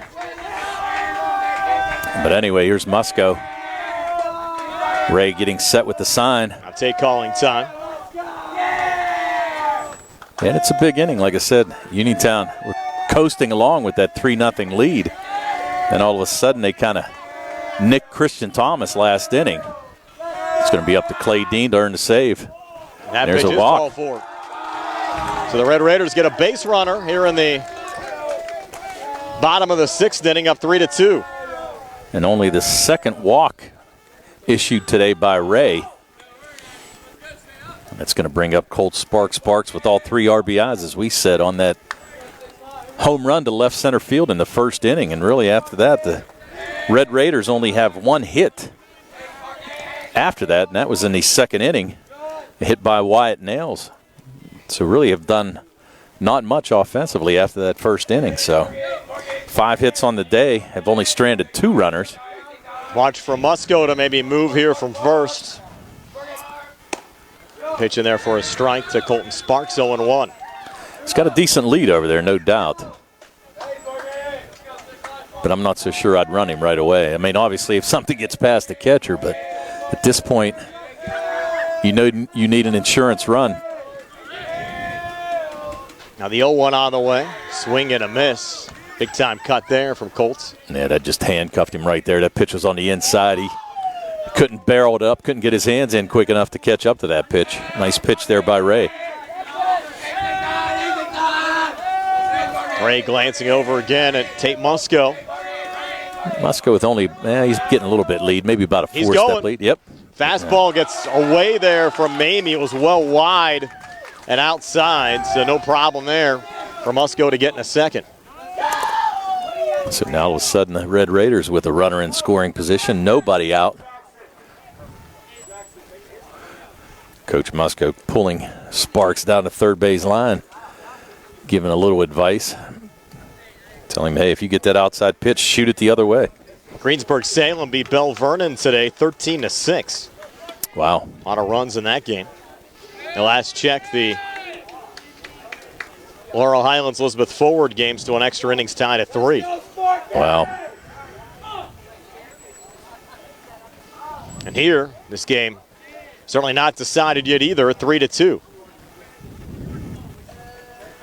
Now right now, everybody conferring with everybody. And Don Roberts talking to pitcher Ashton Ray, and also catcher Hunter Mamie out there as well. And as we said, the Red Raiders trying to pick up only their first hit since the second inning after Nails singled to lead that inning off. Right now, Sparks looking to pick up an RBI, hopefully. Possibly hit something in the gap here and get something going for the Red Raiders. Musco on second. Breaking ball here and on the ground. Right back to Ray. And now they're going to get Musco in a rundown. Throw down to third. He's out at third. They get the lead runner for the first out of this bottom of the 6th inning. And that's going to be 1-4-5 as Musco's retired. And that's tough. He was kind of in no man's land right there. That ball was hit. He kind of thought it was going to go up the middle, but nice play by Ray. So now you're going to have a courtesy runner, I'm sure, for Sparks. It's going to be Cam Jackson checking in. Sparks hit that ball hard, but nice job by Ray to field his position. And actually, fortunate enough, should have run the runner back, but threw it straight to second. Musco took off. So now you've got 1 out. Cam Jackson now the courtesy runner, and that's going to bring up Clay Dean. Dean, the third baseman. Jackson with a lot of speed. Yep. Dean 1 for 2 on the day. Had a single his first time up.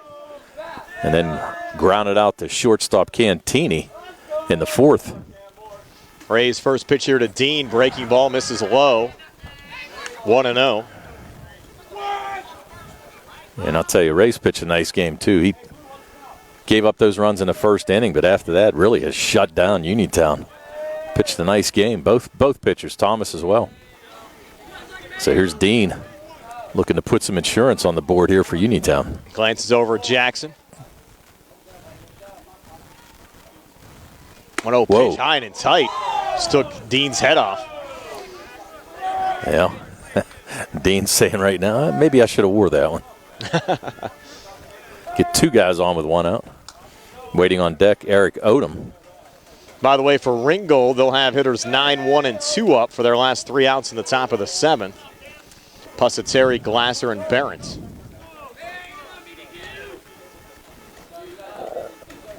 Jackson again about a step now. 2-step lead off first.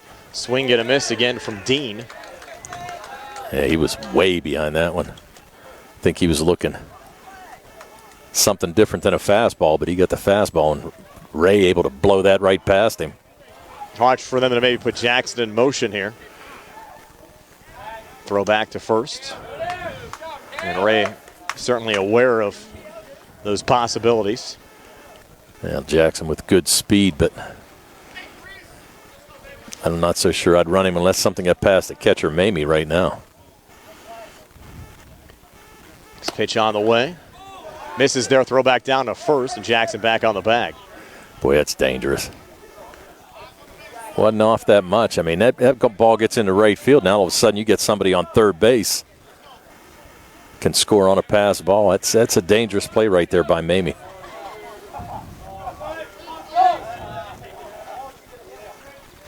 Pitch on the way. Fastball called strike. 2 strikes now on Clay Dean. Dean looking down, getting the sign. How do you play hit and run here, Brian? I'd say I'd be aggressive. I'd send him. They're not going to, and Dean strikes out. Swing and a miss. So Ray is still very effective, even deep here in this bottom of the 6th inning.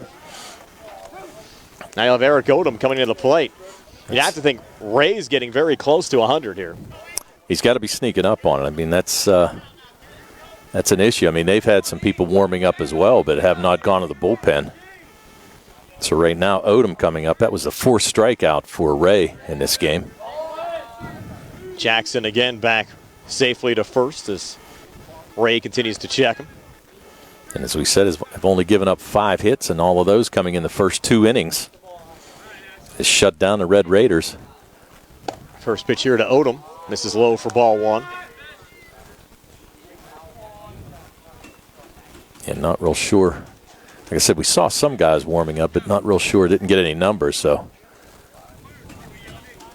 No, here's the thing. At this point, you're gonna ride him till he hits 100, no doubt. Yeah, the way he's pitching. Again, gave up that home run in the first inning, and he's been stellar since. Yeah. Nice breaking ball there, getting Odom to swing and miss. And again, Ringgold involved in another 1-run game.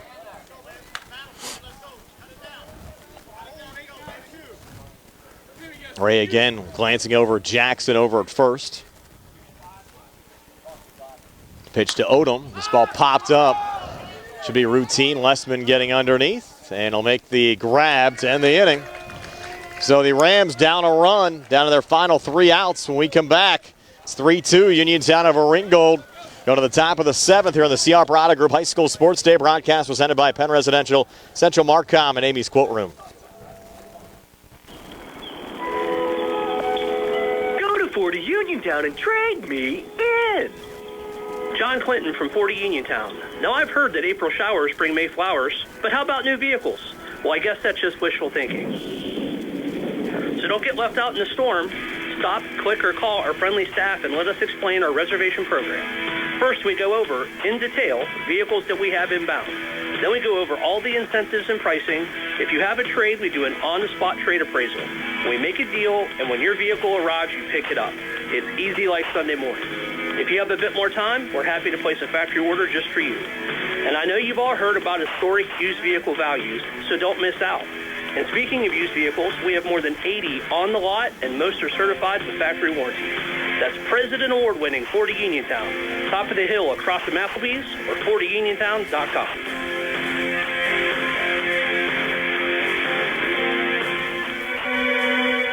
Did you know that you have a choice for your physical therapy provider? NovaCare Rehabilitation offers same-day appointments, and oftentimes you don't need a prescription from your doctor to see us.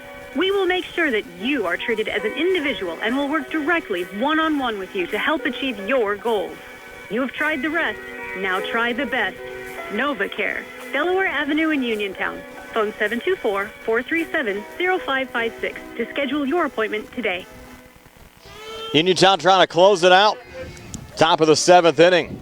Joe Pusateri, Lorenzo Glasser, and Chad Barrett coming to the plate here for Ringgold. Last opportunity here for the Rams. First pitch, low there to Barrett. Yeah, Dean just has to come in and try not to overthrow. Just throw strikes, keep the ball down, get some ground balls, and get out of here, pick up a huge win. Yeah, that's kind of been the bugaboo for the Red Raiders last couple of years, closing out these tight games late, especially over the final few weeks of the regular season. 1-0 pitch here, low and outside. 2-0 now to Joe Pusateri. Well, you're at the point right now where it's just go at him. He's a number 9 batter. You surely don't want to walk him to start this inning. On the 2-0, Clay Dean to Joe Pusateri. Fastball right down the pipe. Good I don't know pitch. if Pusateri even ready there, Tone, just looking at it. I think he was going to try to flash bunt there a little bit just to throw Dean off, but Dean able to throw a strike.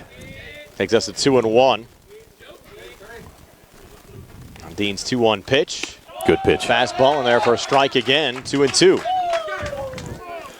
Yeah, way to come back. So 2 balls, 2 strikes after falling in the hole 2-0. And Pusateri 0 for 2 today. Came into the game a 182 average. Sophomore center fielder Dean trying to finish him off. 2-2 pitch. Fastball. Whew. Just a little low and off the plate. Oddly enough, I saw him. He shook Sparks off. Must have been calling for a breaking pitch because he went with the fastball there and just missed the outside corner. Now the 3-2, Dean to Pusateri. High and in tight for ball 4. The Rams have the game-tying run on first. Well, got to hope that they can strand that runner and possibly roll up a double play. Lorenzo Glasser coming in. He's 0 for 3 today. Reached on an error his first time up, struck out in the third, and then flew out to Odom on a nice catch in right field in that 5th inning. Rams starting their 4th trip through the lineup. Throw over to first. And back safely there's Pusateri. The runner's an issue, but you got to make sure you throw strikes. Just keep it down. I can't imagine Pusateri's going to try to take off, although he's sneaking off there a little bit. Yes. As you said, with nobody out in the inning, you might play it a little bit safer than you would if you're in a situation here with 2 outs, want to try to get somebody in scoring position. Now, Glasser, one of your better hitters, too. But I got a feeling he's going to square around the bunt. Thomas playing even with the bag right now at third. Pitch there, and you're right, showing bunt, fouls it off. Yeah. I mean, you got to play a little small ball. You got... You actually got some, hitters in Barron, 265, Mamie 323 is 3 for 3 today, and Seuss 375, really due for a hit. Yeah. He's 0 for 3 today. And Glasser just came in with that 167 average, but certainly a better hitter than I think his average showing at this juncture of the season is once again they check Pusateri over at first. Right. And I'm going to imagine that Thomas is going to sneak in a little bit more at third here now. Pitch on the way, high and inside, and Dean losing a little control now, Tone. Lost a little control there, but oddly enough, Glasser did not show bunt on that at all. I mean, grant you the pitch was high and inside, but he never even squared the show bunt. So Coach Roberts kind of rolling with him here. This is a game you certainly want to try to get the W, throwing your ace, Christian Thomas. Uniontown has led the entire way, got a 3-run home run in the bottom of the first. Now things have tightened up here, 3-2. Rams working here with their final 3 outs, top of the 7th inning. Next pitch to Glasser, breaking ball, called strike. Good pitch there from Dean. A very good pitch right there. Glasser was looking dead red no matter what. And Dean with a great breaking pitch. So now you got 1 ball, 2 strikes. Now the throw over to first, close play. Oof. And safe back of the bag is Pusateri. And that was close. Pusateri might have been leaning a little bit. Close play though, and here's Dean. This would be a huge out on Glasser. Pitch on the way, fastball staying alive, fouling it off. Lorenzo Glasser. Yeah, we saw Glasser on the basketball floor too. Do remember that. Yep, nice basketball player.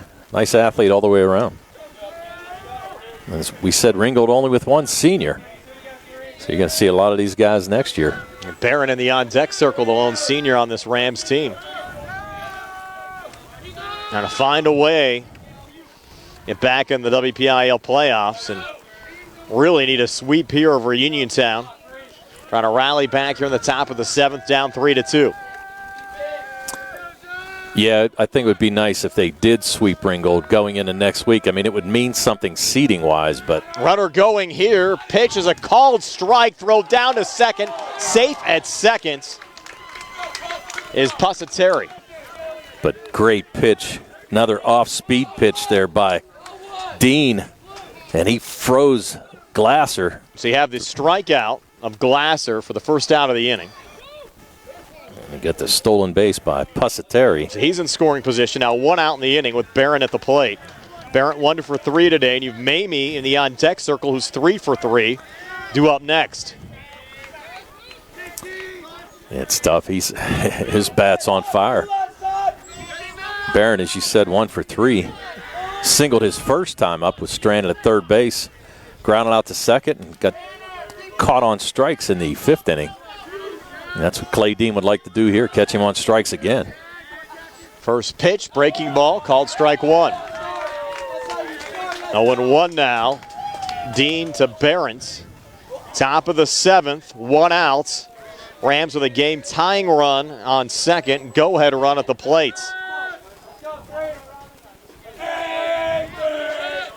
Dean to get out of the stretch. Yeah, he's got to take his time. He knows how important this is. Nice part about it, you still have another at-bat. Yes. But you hope you don't get to that point. Saw that last Monday, extra inning loss against West Mifflin. And back with a fastball there is Dean, misses high and inside. Now 1-1 here to Barons.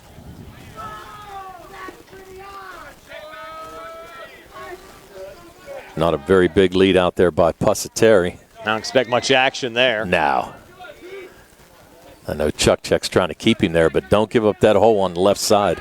1-1 pitch, another breaking ball, misses low and inside. 2-1 now to Barrett. First base open, but if you get Mamie to the plate, look out the way he's played. Yeah. So far today. Really has hit the ball well for the Rams. Hit the ball hard, a couple doubles and a single. And you know he's chomping at the bit.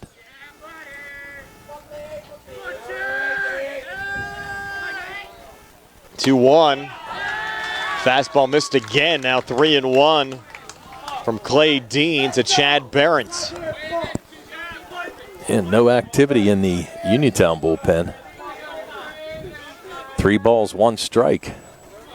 Your next option, though, actually might be in the field right now. Yeah. 3-1 pitch now to Barons. Fastball, strike 2, or full of 3-2. Yeah, Barrett had to take there. You got to take that pitch. Now here's the payoff from Dean. 3 balls, 2 strikes, 1 out, top of the 7th. Rams down 1 at 3-2. Good high school baseball game. Yes. Very good game.